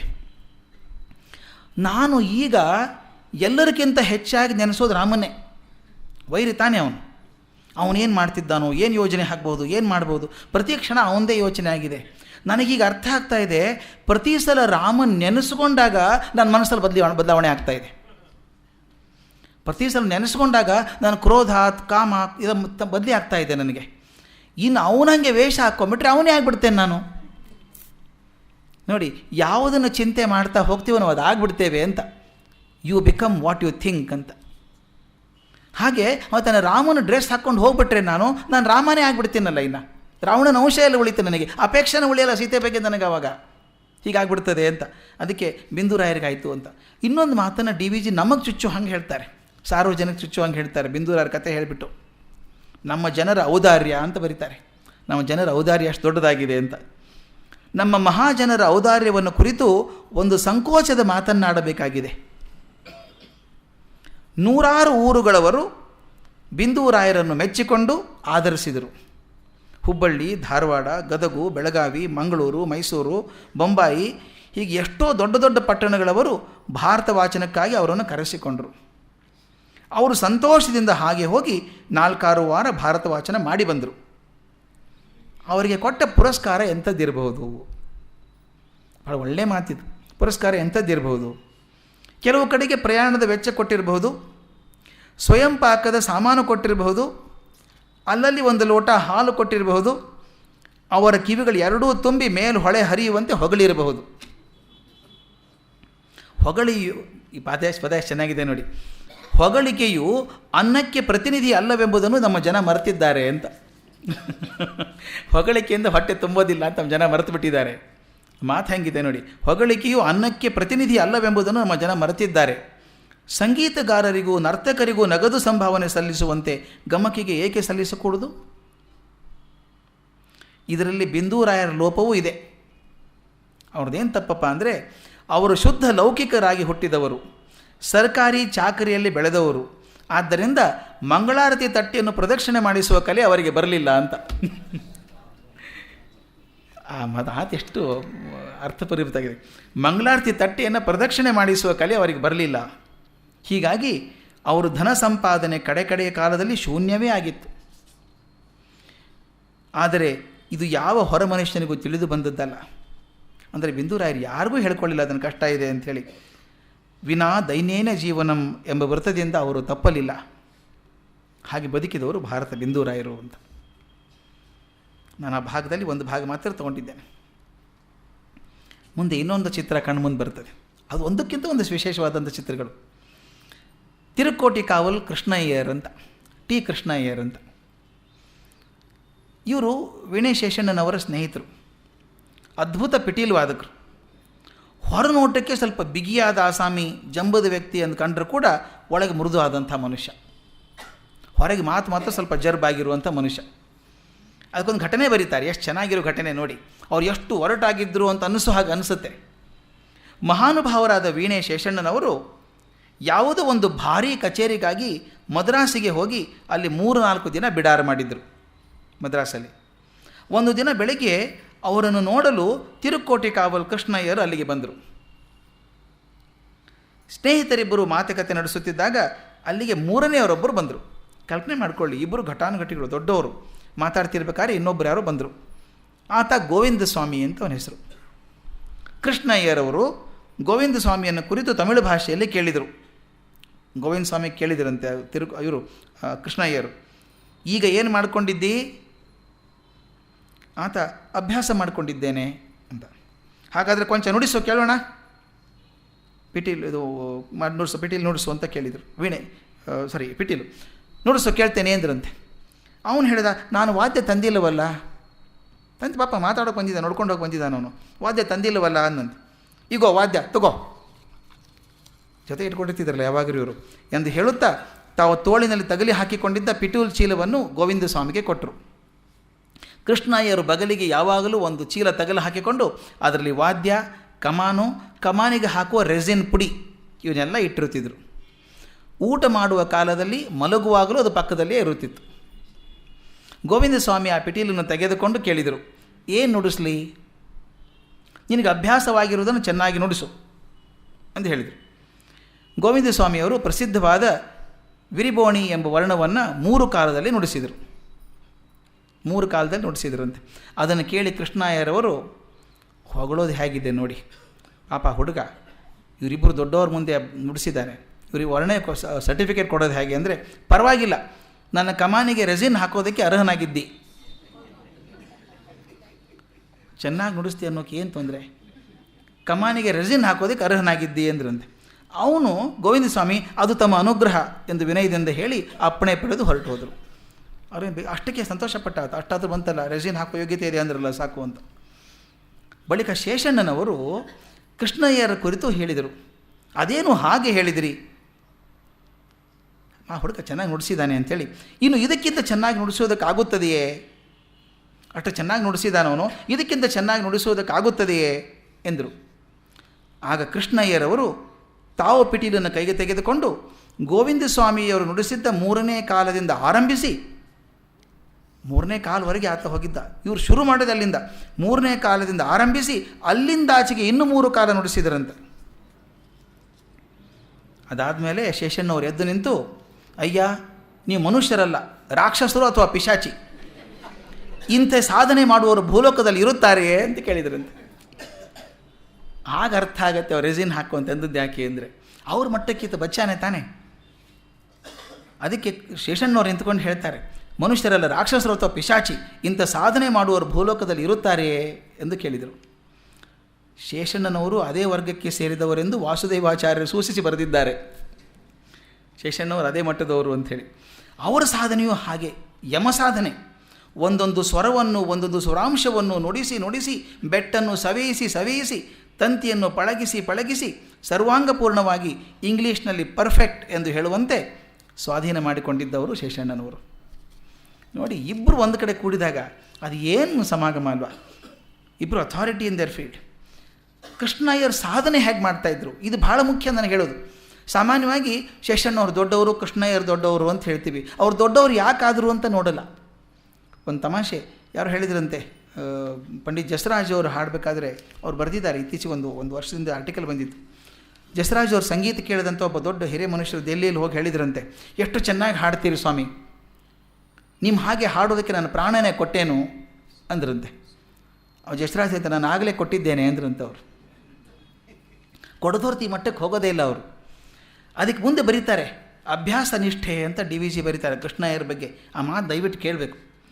ಕೃಷ್ಣಯ್ಯರವರು ಪಿಟೀಲು 4 ತಂತಿಗಳಲ್ಲಿ ಯಾವ ತಂತಿಯಿಂದ ಯಾವ ಮಿಲಿಮೀಟರ್ನಲ್ಲಿ ಕೈಯನ್ನು ಹೇಗೆ ತಿರುಗಿಸಿದರೆ ಯಾವ ಸ್ವರಾಂಶ ಆವಿರ್ಭವಿಸಿತು ಎಂಬುದನ್ನು ಚೆನ್ನಾಗಿ ಅರಿತುಕೊಂಡಿದ್ದವರು. ಮಿಲಿಮೀಟ್ರಲ್ಲಿ ಭೋಜನ ಕಾಲದಲ್ಲಿಯೂ ನೋಡಿ ಅವರು ಎಷ್ಟು ಅಬ್ಸೆಷನ್. ಭೋಜನ ಕಾಲದಲ್ಲಿಯೂ ಅವರ ಮನಸ್ಸಿನ ಒಳಗಡೆ ಸಪ್ತಸ್ವರಗಳು ನಾನಾ ಭಂಗಿಗಳೇ ನಲಿದಾಡುತ್ತಿದ್ದವು. ಅವರಿಗೆ ಒಂದು ಹೊಸ ನಾದಭಾವವೋ ಸ್ವರಭಂಗಿಯೋ ಮನಸ್ಸಿಗೆ ಹೊಳೆದಾಗ ಊಟ ನಿಲ್ಲಿಸಿ ಅಲ್ಲಿಯೇ ಕೈ ತೊಳೆದು ಪಿಟೀಲಿನ ಮೇಲೆ ಹೊಸ ಸ್ಫೂರ್ತಿಯನ್ನು ಪ್ರಯೋಗಕ್ಕೆ ತರುವರು. ಅದು ಸುಂದರವೆಂದು ಮನಸ್ಸಿಗೆ ಸ್ಥಿರಪಡುವವರೆಗೂ ಊಟ ಮರೆತು ಹೋಗುವುದು. ಸಂಗೀತ ಪ್ರಶ್ನೆಗೆ ಉತ್ತರ ದೊರೆಯಿತೆಂದು ದೃಢವಾದ ಮೇಲೆ ಮತ್ತೆ ಕೈ ತೊಳೆದು ಊಟ ಮುಗಿಸುವರು. ಇಂಥದ್ದು ಕೃಷ್ಣಯ್ಯರವರ ಅಭ್ಯಾಸ ನಿಷ್ಠೆ. ಯಾರು ಹೇಳ್ತಾ ಇದ್ರು, ಮಕ್ಕಳು ಕ್ರಿಕೆಟ್ ಬ್ಯಾಟ್ ಹಿಡಿದ ತಕ್ಷಣ ತೆಂಡೂಲ್ಕರ್ ಆಗಬೇಕು ಅಂತ. ಬ್ಯಾಟ್ ಹಿಡಿದ ತಕ್ಷಣ ತೆಂಡೂಲ್ಕರೇ ಆಗಿಬಿಡ್ಬೇಕು ಹುಡುಗರಿಗೆ. ರಂಜಿ ಟ್ರಾಫಿನೂ ಬೇಡ, ಒಮ್ಮೆ ಟೆಸ್ಟಿಗೆ ಹೋಗಬೇಕು, ಒನ್ ಡೇಗೆ ಹೋಗಬೇಕು. ಆದರೆ ತೆಂಡೂಲ್ಕರ್ ಆಗಬಹುದು, ಅವನಷ್ಟು ದುಡಿಯೋಕ್ಕೆ ಸಾಧ್ಯತೆ ಇದೆಯಾ ನಿಮ್ಮಲ್ಲಿ ಅಂತ. ಕಷ್ಟಪಡೋದೆಷ್ಟು. ಹಿಂದ್ಕೊಂದ್ಸಲ ಹೇಳಿದ್ದೇನೋ ಗೊತ್ತಿಲ್ಲ, ನಾನು ಇಲ್ಲಿ ಚಿನ್ನಸ್ವಾಮಿ ಸ್ಟೇಡಿಯಮಲ್ಲಿ ನೋಡೋಕೆ ಹೋದಾಗ I have seen these boys playing. ಆಡೋದನ್ನು ನೋಡಿದ್ದೇನೆ ಅವ್ರನ್ನ. ಏನು ಅದ್ಭುತ ಆಡ್ತಾರೆ. ಅದು 100 ರನ್ ಓಡಿದರೆ ನಮಗೆ ಸ್ವಲ್ಪ ಜೋರಾಗಿ ಒಕ್ಲೇನ್ ಶೂಟಿ ಬಂದರೆ 5 ಉಸಿರು ಬರುತ್ತೆ. ಅರ್ಧ ಪ್ರೋಗ್ರಾಮ್ ಆಗೋವರೆಗೂ 5 ಉಸಿರು ಕಮ್ಮಿ ಆಗೋಲ್ಲ. ಆದರೆ ಈತ ಐ ಹ್ಯಾವ್ ಸೀನ್ 100 ರನ್ಸ್ ಹೊಡೆದ್ರೆ ಕೂಡ ಒಂದು ಚೂರು ಆಯಾಸ ಆದಂಗೆ ಕಾಣಿಸೋದೇ ಇಲ್ಲಲ್ಲ. ಯಾಕೆ ಕಾಣಿಸೋಲ್ಲ ಅಂದರೆ ಅದರಿಂದ ಮಾಡಿದಂಥ ಪರಿಶ್ರಮ. ಅಷ್ಟು ದುಡ್ದಿರೋದ್ರಿಂದ ಈಸಿ ಆಗುತ್ತೆ. ನಾನು ಅಜರುದ್ದೀನ್ ಬಗ್ಗೆ ಹೇಳ್ತಾ ಇದ್ದೆ ಒಂದು ಸಲ ಎಲ್ಲೂ. ಅವನು ಆಡೋದನ್ನು ನೋಡಿದ್ದೇನೆ. ರಾಶಿ ಬುಟ್ಟಿ ಇಟ್ಕೊಂಡು ಒಂದೇ ಕೈಯಿಂದ ಹೊಡಿತಾ ಇದ್ದರೆ ನನಗೆ ಗೊತ್ತಿದೆ ಒಂದು 15-20 ನಿಮಿಷ ಹೊಡಿಬೋದು. ಕೈ ಶೋಲ್ಡರ್ ನೋವು ಬಂದುಬಿಡುತ್ತೆ, ಭುಜ ನೋವು ಬರುತ್ತೆ. ಅಂಥದ್ದಾತ 1.5 ತಾಸು ಹೊಡಿತಾನೆ. ಈ ಹಾಕ್ಕೊಂಡಂಥ ಶರ್ಟು ನೆನೆದು ನೀರು ಇಳಿತಾ ಇದೆ, ಏನು ಎಚ್ಚರ ಇಲ್ಲ. ಒಂದು ಕೈಯಿಂದ ಹೊಡೆದ್ರೆ ಬಾಲ್ ಬೌಂಡ್ರಿ ದಾಟಿ ಹೋಗ್ತದೆ. ಇಷ್ಟು ಪ್ರಯತ್ನ ಮಾಡಿದಾಗ ಅವನು ಗ್ರೌಂಡಿಗೆ ಹೊಡೆದಾಗ ನಾವು ಕೂತು ಚಪ್ಪಾಳೆ ತಟ್ಟೋದಷ್ಟೇ, ಭಾಳ ಚೆನ್ನಾಗಿ ಹೊಡೆದ ಅವನು ಅಂತ. ಆದರೆ ಹಿಂದೆ ಪರಿಶ್ರಮ ಕಾಣಿಸೋಲ್ಲ. ಅದಕ್ಕೆ ಹೇಳ್ತಾರೆ ಕೃಷ್ಣಯ್ಯರು ಎಷ್ಟು ಚೆನ್ನಾಗಿ ನುಡಿಸಿದ್ರು ಅಂತ ಸಂತೋಷ ಪಡುವಂಥವ್ರು ನಾವು. ಅದರಿಂದ ಪರಿಶ್ರಮ ಎಷ್ಟಿತ್ತು. ಊಟಕ್ಕೆ ಕೂತ್ಕೊಂಡಾಗ ಕೂಡ ಅದ್ರ ಬಗ್ಗೆನೇ ಧ್ಯಾನ ಅವ್ರದ್ದು. ಅದಕ್ಕೆ ಹೇಳ್ತಾರೆ ಈ ಮೇಲಿನ ಸಂಗತಿಗಳು ಪ್ರಾಮಾಣಿಕರಿಂದ ನನಗೆ ತಿಳಿದು ಬಂದವು. ಪೂರ್ವಕಾಲದ ಕಲಾಪಾಸಿಗಳ ಸಾಧನ ಶ್ರದ್ಧೆಯನ್ನು ತೋರಿಸುವುದಕ್ಕಾಗಿ ಅದನ್ನು ಇಲ್ಲಿ ಉದಾಹರಿಸಿದ್ದೇನೆ. ಅವರೆಷ್ಟು ಸಾಧನ ಶ್ರದ್ಧೆ ಇತ್ತು ಅಂತ. ಎಲ್ಲ ಪೂರ್ವ ವಿದ್ವಾಂಸರು ಶೇಷಣ್ಣನವರು ಕೃಷ್ಣಯ್ಯರಾಗಿದ್ದರೆಂದು ನಾನು ಹೇಳುತ್ತಿಲ್ಲ. ಎಲ್ಲರೂ ಹಾಗೆ ಆಗಿದ್ದರು ಅಂತ ಹೇಳೋದಿಲ್ಲ. ಆದರೆ ಪೂರ್ವಿಕರ ಧ್ಯೇಯ ಎಷ್ಟು ಮಾತ್ರದ್ದಾಗಿತ್ತೆಂಬುದನ್ನು ಸೂಚಿಸುವುದಷ್ಟೇ ಈಗ ನಮ್ಮಿನ ಉದ್ದೇಶ. ಎಷ್ಟು ಪ್ರಾಮಾಣಿಕವಾಗಿ ಕಷ್ಟಪಟ್ಟು ಮಾಡಿದ್ರು ಅವರು ಅನ್ನೋದು ಭಾಳ ಮುಖ್ಯ ಉದ್ದೇಶ. ಇದುವರೆಗೆ ನಾವು ಈ ಕಲೋಪಾಸಕರ ಬಗ್ಗೆ ಸ್ವಲ್ಪ ನೋಡ್ಕೊಂಡ್ವಿ. ಇನ್ನು 3ನೇ ಭಾಗ ಇನ್ನೂ ರಸವತ್ತಾದದ್ದು. ನನಗನ್ಸುತ್ತೆ ಇದು ರಸಗಟ್ಟಿ. ಇದು ಎಲ್ಲಿ ಹೋದರೂ ರಸ ಕೆಳಗೆ ಬಂತು ಅಂತ ಅನಿಸೋದೇ ಇಲ್ಲ. 3ನೇ ಭಾಗ ಸಾಹಿತ್ಯೋಪಾಸಕರು ಅಂತ. ಇನ್ನು DVGಗೆ ಹತ್ತಿರವಾಗಿದ್ದವು, ತುಂಬ ಹತ್ತಿರವಾಗಿದ್ದವು, ಜೊತೆಗಿದ್ದಂಥವ್ರು ಸಾಕಷ್ಟು ಜನ. ಅದಕ್ಕೆ ಅವರು ಮುನ್ನುಡಿಯಲ್ಲಿ ಬರೀತಾರೆ, ಒಂದು ಒಳ್ಳೆಯ ಸುಂದರವಾದ ಮಾತಿದೆ. ಛಾಯಾಬಿಂಬವನ್ನು ತೆಗೆಯುವ ಫಲಕದ ಮೇಲೆ ಪ್ರತಿಫಲಿಸಿದ ರೇಖೆಗಳು ಕಾಲಕ್ರಮದಲ್ಲಿ ಬಣ್ಣ ತೇಲುತ್ತವೆ. ಅದೇನು ಪೋಯಟ್ರಿಪ, ಇದು ಪ್ರೋಸೆ ಅಲ್ಲ. ಇದು ಛಾಯಾಬಿಂಬವನ್ನು ತೆಗೆಯುವ ಫಲಕದ ಮೇಲೆ ಪ್ರತಿಫಲಿಸಿದ ರೇಖೆಗಳು ಕಾಲಕ್ರಮದಲ್ಲಿ ಬಣ್ಣ ತೇಲುತ್ತವೆ, ಮಾಸಿ ಹೋಗುತ್ತವೆ, ಸ್ಪಷ್ಟತೆಯಲ್ಲಿ ಕಡಿಮೆಯಾಗುತ್ತವೆ. ಫೋಟೋಗ್ರಾಫ್ ತೆಗೆದಾಗ ಚಿತ್ರ ಮೂಡುತ್ತೆ. ಸ್ವಲ್ಪ ದಿವಸ ಬಿಟ್ಟರೆ ಫೋಟೋಗ್ರಾಫ್ ಮಸಕ್ಕಾಗತ್ತೆ, ಬಣ್ಣ ಹೋಗಿ ಮಾಸುತ್ತೆ. ಅದಕ್ಕೆ ಹೇಳ್ತಾರೆ ಅವರು, ಛಾಯಾಬಿಂಬವನ್ನು ತೆಗೆಯುವುದು ಫಲಕದ ಮೇಲೆ ಪ್ರತಿಫಲಿಸಿದಂಥ ರೇಖೆಗಳು ಕಾಲಕ್ರಮದಲ್ಲಿ ಬಣ್ಣ ತೇಲುತ್ತವೆ, ಬಣ್ಣ ಕಳ್ಕೊಳ್ತವೆ, ಮಾಸಿ ಹೋಗುತ್ತವೆ, ಸ್ಪಷ್ಟತೆಯಲ್ಲಿ ಕಡಿಮೆಯಾಗುತ್ತವೆ. ಇಷ್ಟೆಲ್ಲ ನ್ಯೂನತೆಗಳಿದ್ದರೂ ಛಾಯಾಬಿಂಬವು ಹೆಗ್ಗುರುತನ್ನಾದರೂ ಉಳಿಸಿರುತ್ತದೆ. ಇದು ಬಹಳ ಚೆಂದ. ನಮ್ಮ ಮನೆಯಲ್ಲಿ ಹಳೇ ಫೋಟೋ ನೋಡೋದು ಎಷ್ಟು ಸಂತೋಷ ಆಗುತ್ತೆ ಗೊತ್ತಾ. ತಮ್ಮ ಮೊಮ್ಮಕ್ಕಳಿಗೂ ತೋರಿಸ್ಬೇಕು, ಇವರು ನಮ್ಮ ಅಜ್ಜ ಕಣೋ, ಅವ್ರು ನೋಡಿಲ್ಲ, ನಮ್ಮ ಅಜ್ಜ ಕಣೋ, ಹಿಂಗಿದ್ರು ಅಜ್ಜ ಅವನ ಮನಸ್ಸಲ್ಲಿ ಗುರುತು ಉಳಿಯೋದು ಎದರಿಂದ?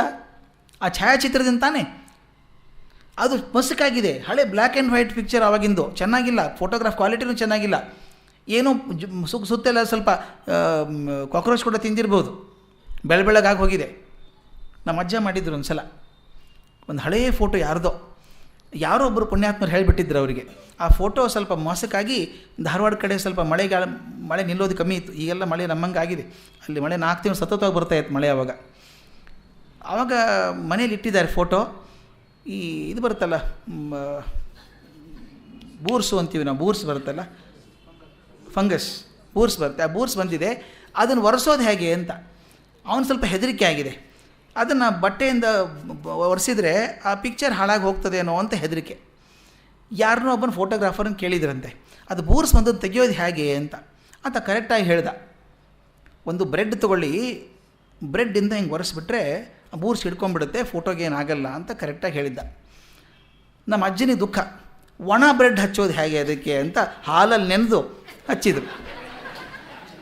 ಹಾಲಲ್ಲಿ ನೆನೆಸಿ ಹಾಕಿದ್ರು, ಫೋಟೋ ಕಾರಣ ಆಯ್ತು ಅಷ್ಟೇ, ಫೋಟೋ ಹೋಯ್ತು. ದೊಡ್ಡವ್ರ ಚಿತ್ರ ಒಣ ಬ್ರೆಡ್ ಯಾಕೆ ಅಂತ ಹಾಲಲ್ಲಿ ಲದ್ದೆ ಹಚ್ಚೋಣ ಅಂತ ಅವರು. ನೋಡಿ, ಹಳೆ ಫೋಟೋ ಎಷ್ಟು ಖುಷಿ ಕೊಡುತ್ತೆ ಗೊತ್ತಾ. ಈಗಾದರೂ ನೋಡಿ ಮನೇಲಿ ಹಳೆ ಆಲ್ಬಮ್ ಇಟ್ಕೊಳ್ಳಿ ನೋಡೋಣ, ತಾಸುಗಟ್ಟಲೆ ಕಳಿಬಹುದು. ಯಾಕಂದರೆ ಆ ಹೆಗ್ಗುರು ತುಳ್ಕೊಂಡಿದೆಯಲ್ಲ, ಚಿತ್ರ ಮಾಸಲಾಗಿರಬಹುದು. ಅದಕ್ಕೆ ಡಿ ವಿ ಜಿ ಹೇಳ್ತಾರೆ, ಇಷ್ಟೆಲ್ಲ ನ್ಯೂನತೆಗಳಿದ್ದರೂ ಛಾಯಾಬಿಂಬವು ಹೆಗ್ಗರತನ್ನಾದರೂ ಉಳಿಸಿರುತ್ತದೆ. ಅಷ್ಟು ಮಾತ್ರವಾದರೂ ಪೂರ್ವಿಕರ ಸ್ವರೂಪದ ಛಾಯೆ ಉಳಿದಿದೆಯಲ್ಲ ಎಂದು ಸಂತೋಷ ಪಡುವ ನವೀನರು ಕೆಲ ಮಂದಿ ಇರಬಹುದೆಂದು ನಂಬಿ ಈ ಚಿತ್ರಗಳನ್ನು ಗುರುತು ಹಾಕಿದ್ದೇನೆ ಅಂತ. ಹೊಸಬರಿದ್ದಾರೆ ಅಂತ ಹೆಗ್ಗುರುತು ಏನಾದರೂ ಕಾಣಿಸುತ್ತೆ ನೋಡುವಂಥವ್ರು ಇದ್ದಾರೆ ಅಂತ ನಂಬಿಕೊಂಡು ಈ ಚಿತ್ರಗಳನ್ನು ಬರೆದಿದ್ದೇನೆ ಅಂತ ಹೇಳ್ತಾರೆ. ಈ ಪ್ರಸ್ತಾವನೆ ಅದ್ಭುತವಾದಂಥದ್ದು. ನಾನು ದಯವಿಟ್ಟು ಹೇಳ್ತಿರೋ ತಮಗೆ ಈ ಪುಸ್ತಕ ಓದಬೇಕು ತಾವು. ನಾನು ತೋರಿಸ್ತಿರೋದು ಮೊನ್ನೆ ಹೇಳಿದ್ನಲ್ಲ, ಅಂಗಡಿಯಲ್ಲಿ ಕೊಟ್ಟ ಹಾಗೆ ಮುರುಕಿನ ಪೀಸ್ ಇದ್ದ ಹಾಗೆ. ಇದು ಓದ್ತಾ ಹೋದರೆ ಯಾವುದನ್ನು ಬಿಡಬಾರ್ದು ಅನಿಸುತ್ತೆ. ಇನ್ನೊಂದು ಡಿ ವಿ ಜಿಯವರ ಮುನ್ನುಡಿ ಪ್ರಸ್ತಾವನೆಗಳು ತುಂಬ ಸಾರವತ್ತಂಥದ್ದು, ಅಷ್ಟು ವಿಚಾರಪೂರಿತವಾದಂಥ ಮಾತನ್ನು ಹೇಳ್ತಾರೆ. ಇಲ್ಲಿ ಒಂದು ಪ್ರಸ್ತಾವನೆ ಮಾಡ್ತಾರೆ ಅವರು. ಭಾಷೆಗೂ ಸಾಹಿತ್ಯಕ್ಕೂ ಸೇವೆ ಸಲ್ಲಿಸುವ ವಿಧಾನಗಳು ಎಷ್ಟೋ ಇದೆ. ಭಾಷೆಗೂ ಸಾಹಿತ್ಯಕ್ಕೆ ಬೇಕಾದಷ್ಟು ರೀತಿಯಲ್ಲಿ ಸಲ್ಲಿಸ್ಬೋದು. ಅವುಗಳಲ್ಲಿ ಮುಖ್ಯ ಎಂದು ನನಗೆ ತೋರಿದ್ಯಾವುದು ಅಂತ ಡಿ ವಿ ಜಿ ಲೆಕ್ಕ ಹಾಕ್ತಾರೆ. ಅವು ಯಾವುದಪ್ಪ ಅಂದರೆ, ಮೊದಲು ಕಾವ್ಯ ನಿರ್ಮಾಣ ಶ್ರೇಷ್ಠ ಮಟ್ಟದ್ದು, ಸಾಹಿತ್ಯ ನಿರ್ಮಾಣ ಮಾಡೋದಿದೆಯಲ್ಲ ದೊಡ್ಡ ಮಟ್ಟದ್ದು. ಎರಡನೇದ್ದು ಕಾವ್ಯ ವ್ಯಾಸಂಗ, ದೊಡ್ಡವರು ಬರೆದಿದ್ದಾರೆ, ನಾನು ಅಭ್ಯಾಸ ಮಾಡ್ತೇನೆ, ಅದೊಂದು ಒಳ್ಳೆಯದು. ಮೂರನೇದ್ದು ಕಾವ್ಯ ಗುಣ ವಿಮರ್ಶನೆ, ಒಬ್ಬರು ಬರೀತಾರೆ, ಇನ್ನೊಬ್ಬರು ಓದ್ತಾರೆ, ಇನ್ನೊಬ್ಬರದ್ದು ವಿಮರ್ಶೆ ಮಾಡ್ತಾರೆ, ಅದು ಒಳ್ಳೆಯದೇ. ನಾಲ್ಕನೇದ್ದು ವ್ಯಾಕರಣಾದಿ ಶಾಸ್ತ್ರ ಪಾಂಡಿತ್ಯ, ನಾಲ್ಕನೇದವರು ವ್ಯಾಕರಣ ಹೇಗಿರಬೇಕು, ಶಾಸ್ತ್ರ ಇದೆ, ಅಲಂಕಾರ ಹೇಗೆ, ಛಂದಸ್ಸು ಹೇಗಿದೆ ಅದನ್ನು ತಿಳ್ಕೊಳ್ಳೋರು ಕೆಲವರು. ಐದನೇದವರು ಉತ್ಸಾಹ ಪ್ರಚಾರ, ಉತ್ಸಾಹದಿಂದ ಪ್ರಚಾರ ಮಾಡ್ತಾರೆ, ಸಾಹಿತ್ಯ ಪ್ರಚಾರ ಮಾಡ್ತಾರೆ. ಇಷ್ಟು ಹೇಳಿಬಿಟ್ಟು ಡಿ ವಿ ಜಿ ಹೇಳ್ತಾರೆ, ಇದರಲ್ಲಿ ನನಗಿರಬಹುದಾದ ಜಾಗ 5ನೆಯ ಕ್ಷೇತ್ರದಲ್ಲಿ ಏನು ತಿಳಿದುಕೊಂಡಿದ್ದೇನೆ, ಉತ್ಸಾಹ ಪ್ರಚಾರ ಮಾತ್ರ ಅಂತ. ನೋಡಿ, ಡಿ ವಿ ಜಿನ ಹಂಗೆ ಹೇಳಬೇಕಾದ್ರೆ ನಾವು ಸಾಹಿತ್ಯದ ಹತ್ರ ಹೋಗಿಲ್ಲ. ನಾನು ಸಾಹಿತ್ಯ ಭಕ್ತ, ಮನುಷ್ಯ ಜೀವನದಲ್ಲಿ ಉಲ್ಲಾಸವನ್ನು ತುಂಬಿ ಸತ್ವವನ್ನು ಅಭಿವೃದ್ಧಿಪಡಿಸುವ ಶಕ್ತಿ ಸಾಹಿತ್ಯಕ್ಕೆ ಉಂಟು ಎಂಬುದು ನನ್ನ ನಂಬಿಕೆ. ನಿಜವಾಗ್ಲೂ ಹೌದದು. ಸಾಹಿತ್ಯ ಕೊಡುವಂಥ ಶಕ್ತಿ, ಸಂತೋಷ ಇನ್ಯಾವುದು ಕೊಡಲಾರ್ದು ಅನಿಸುತ್ತೆ. ಈ ದೃಷ್ಟಿಯಿಂದ ಕನ್ನಡ ಸಾಹಿತ್ಯದ ನಮ್ಮ ಕಾಲದ ಪರಿಸ್ಥಿತಿಯನ್ನು ಆಲೋಚಿಸಿದಾಗ ನನ್ನಲ್ಲಿ ಉಂಟಾದ ಭಾವನೆಗಳು ಈ ಲೇಖನ ಮಾಲೆಯಲ್ಲಿ ತುಂಬಿಕೊಂಡಿವೆ. ನೋಡಿ, ಅವರು ಎಷ್ಟು ಡಿಫೈನ್ ಮಾಡ್ತಾರೆ ಅಂತ. ಯಾವ ವ್ಯಕ್ತಿಗಳನ್ನು ಚರ್ಚೆ ಮಾಡ್ತಿದ್ದೀನಿ ನಾನು ಇದರೊಳಗೆ, ಪುಸ್ತಕದೊಳಗೆ ಅಂತಂದರೆ, ಸಾಹಿತ್ಯ ಪರಿಷತ್ತಿನ ವೃಕ್ಷವನ್ನು ಅವಲಂಬಿಸಿಕೊಂಡು ಅದರ ಸುತ್ತಮುತ್ತ ಹೆಚ್ಚಾಗಿಯೋ ಕೊಂಚವಾಗಿಯೋ ಅವರವರ ಶಕ್ತಿ ಸಾಮರ್ಥ್ಯಗಳಿಗೆ ಸಾಧ್ಯವಾದಂತೆ ದುಡಿದ ಸಾಹಿತ್ಯ ಸೇವಕರನ್ನು ಇಲ್ಲಿ ಸ್ಮರಿಸಿದ್ದಾಗಿದೆ. ನೋಡಿ, ಸಾಹಿತ್ಯ ಪರಿಷತ್ತು ಜೊತೆಗಿದ್ದಂಥವರು, ಪರಿಷತ್ತಿನ ಬೆಳವಣಿಗೆಗೆ ಕಾರಣರಾದಂಥವರು, ಸುತ್ತಮುತ್ತಲಿದ್ದಂಥವ್ರನ್ನ ಮಾತ್ರ ನೆನೆಸ್ಕೊಂಡಿದ್ದಾರೆ ಈ ಪುಸ್ತಕದಲ್ಲಿ. ಎಲ್ಲ ಸಾಹಿತಿಗಳನ್ನು ಆರಿಸ್ಕೊಂಡಿಲ್ಲ, ಕೆಲವರು ಮಾತ್ರ ಆರಿಸ್ಕೊಂಡಿದ್ದಾರೆ. ಅದಕ್ಕೆ ನಾನು ಸಾಹಿತ್ಯೋಪಾಸಕರು ಓದಿದಾಗ ಸಾಕಷ್ಟು ದೊಡ್ಡವ್ರ ಹೆಸರು ಇಲ್ಲಲ್ಲ ಅಂತ ಅಂದ್ಕೊಂಡಿದ್ದೆ ನಾನು. ಅದು ಸ್ಪಷ್ಟವಾಗಿ ಹೇಳ್ತಾರೆ, ಸಾಹಿತ್ಯ ಪರಿಷತ್ತಿನ ವೃಕ್ಷವನ್ನು ಅವಲಂಬಿಸಿ ಸುತ್ತಮುತ್ತಲಿದ್ದಂಥವ್ರನ್ನ ಮಾತ್ರ ಆರಿಸ್ಕೊಂಡಿದ್ದೇನೆ ಅಂತ. ಈ ಚಿತ್ರಗಳು ಬರಿಯ ಜ್ಞಾಪಕದಿಂದ ಚಿತ್ರಿತವಾದವು. ಮನುಷ್ಯನ ಜ್ಞಾಪಕ ಶಕ್ತಿ ದೃಢವಾದ ಬಲವುಳ್ಳದ್ದಲ್ಲ. ನನ್ನಲ್ಲಂತೂ ಜ್ಞಾಪಕ ಶಕ್ತಿ ಬಹು ಸಾಮಾನ್ಯವಾದದ್ದು. ಆದ್ದರಿಂದ ಅದು ಪದೇ ಪದೇ ಕುಗ್ಗಿರುತ್ತದೆ, ತೆಳುವಾಗಿರುತ್ತದೆ. ಅದರ ಸಾಕ್ಷ್ಯ ಸಾಲದೇ ಬರುತ್ತದೆ. ಆದ್ದರಿಂದ ಇಲ್ಲಿ ನಾನು ಹೇಳಿರುವುದನ್ನು ವಾಚಕರು ಕೆಲವೆಡೆ ಬೇರೆ ದಾಖಲೆಗಳ ಆಧಾರದಿಂದ ತಿದ್ದಿ ಸರಿಪಡಿಸಿಕೊಳ್ಳಬೇಕಾಗಬಹುದು. ಈ ಪ್ರಾಮಾಣಿಕತೆ ಇದೆಯಲ್ಲ, ಇಲ್ಲಿ ಒಂದು ಮಾತನ್ನು ಹೇಳ್ತಾರೆ. ಪರಿಷತ್ತಿನ ವಿಚಾರ ಬಂತು. ಪರಿಷತ್ತಿನ ಸುತ್ತಮುತ್ತ ಇರೋವಂತ ಹೇಳಿದ್ರೆ ಪರಿಷತ್ತಿನ ಅವಶ್ಯಕತೆ ಏನು ಅಂತ. ಪರಿಷತ್ತಿನಂಥ ಸಾರ್ವಜನಿಕ ಸಂಸ್ಥೆಗಳ ಶಕ್ತಿಯ ಪರಿಮಿತಿಗಳನ್ನು ಕುರಿತು ಇಲ್ಲಿ ಒಂದು ಮಾತನ್ನು ಹೇಳಬೇಕಾಗಿದೆ.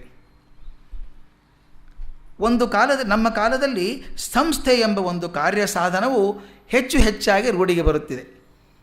ಸಂಸ್ಥೆಗಳಾಗುವಂಥ ಕೆಲಸ ನಮ್ಮ ಸಂಸ್ಥೆ ಅಂತೀವಲ್ಲ, ಅದಕ್ಕೆ ಹೆಚ್ಚು ರೂಢಿಗೆ ಬರ್ತಾ ಇದೆ ಅಂತ ತಮಾಷೆ ಮಾಡಿ ಹೇಳ್ತಾರೆ. ನಮಗೆ ಯಾವ ಕೊರತೆ ತೋರಿದರೂ ಅದನ್ನು ಸರಿಪಡಿಸುವುದಕ್ಕಾಗಿ ನಮಗೆ ತೋರುವ ಉಪಾಯ ಒಂದು ಕಮಿಟಿ ಅಥವಾ ಸಮಿತಿ. ನಮಗೇನಾದರೂ ತೊಂದರೆ ಬಂದರೆ ಒಂದು ಕಮಿಟಿ ಮಾಡಿ ಒಂದು ಸಮಿತಿ ನೇಮಿಸಿ ಅಂತಾರಂತೆ. ಅದಕ್ಕೆ ಹೇಳ್ತಾರೆ ಅವರು, ಹಲ್ಲು ಮುರಿಯಿತು ಕಮಿಟಿ ಮಾಡು, ಕೂದಲು ನೆರೆಯಿತು ಸಮಿತಿ ಮಾಡು, ಊಟ ಸರಿಯಾಗಿಲ್ಲ ಒಂದು ಸಭೆ ಸೇರಿಸು, ಕೆಮ್ಮಲು ಬಂತು ಒಂದು ಸಮ್ಮೇಳನ ಮಾಡು. ಹೀಗೆ ಹೊರಗಡುತ್ತಿದೆ ನಮ್ಮ ಉಪಾಯಗಳ ಪ್ರವಾಹ. ಸಮಿತಿ, ಸಭೆ, ಸಂಸತ್ತು, ಸಮ್ಮೇಳನ ಈ ಬಾಹ್ಯ ಯಂತ್ರಗಳನ್ನು ಜೋಡಿಸಿ ಆ ಕಟ್ಟಡದ ಸಂಧಿಗೊಂದಿಗಳಲ್ಲಿ ನಾವು ಸಿಕ್ಕಿಕೊಳ್ಳುತ್ತಿದ್ದೇವೆ. ಕಷ್ಟ ಕಾಲದಲ್ಲಿ ಸಮಿತಿಗೆ ಮೊರೆ ಇಡುತ್ತೇವೆ ಅಂತ. ಶಾರು ರಾಂಗಣೇಕರ್ ಅಂತ ಮ್ಯಾನೇಜ್ಮೆಂಟ್ ಎಕ್ಸ್ಪರ್ಟ್ ಅವರೊಂದು ಪುಸ್ತಕ ಬರೆದಿದ್ದಾರೆ, wonder world of Indian management ಅಂತ. ತುಂಬ ತಮಾಷೆ ಬರೆದಂಥ ಪುಸ್ತಕ, wonder world of Indian management ಅಂತ.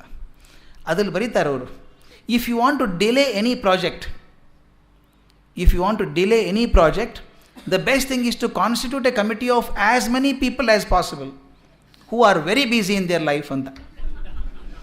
ಯಾವುದರ ಕೆಲಸವನ್ನು ತಡ ಮಾಡಬೇಕು ಅಂತಾದರೆ ಒಂದು ಸಮಿತಿಯನ್ನು ಸೇರಿಸ್ಬೇಕಂತೆ. ಸಮಿತಿಯಲ್ಲಿ ಎಷ್ಟು ಸಾಧ್ಯ ಇದೆಯೋ ಎಷ್ಟು ಜನ ಇರಬೇಕು, ಅವರೆಲ್ಲ ತುಂಬ ಬ್ಯುಸಿ ಆಗಿರೋರು ಇರಬೇಕು. ಯಾರೂ ಒಂದು ಟೈಮ್ ಸಿಗೋಕ್ಕೆ ಸಾಧ್ಯನೇ ಇಲ್ಲ, ಮೀಟಿಂಗೇ ಆಗೋಲ್ಲ ಮೊದಲು. ಅದಕ್ಕೆ ಯಾರೋ ಹೇಳ್ತಾ ಇದ್ದರು, what was the final decision in the ಮೀಟಿಂಗಲ್ಲಿ ಏನು ತೀರ್ಮಾನ ಆಯಿತು ಇವತ್ತು ಅಂದರೆ ಮುಂದಿನ ಮೀಟಿಂಗ್ ಯಾವಾಗ ಮಾಡೋದು ಅಂತ ತೀರ್ಮಾನ ಆಯಿತು ಅಂತ.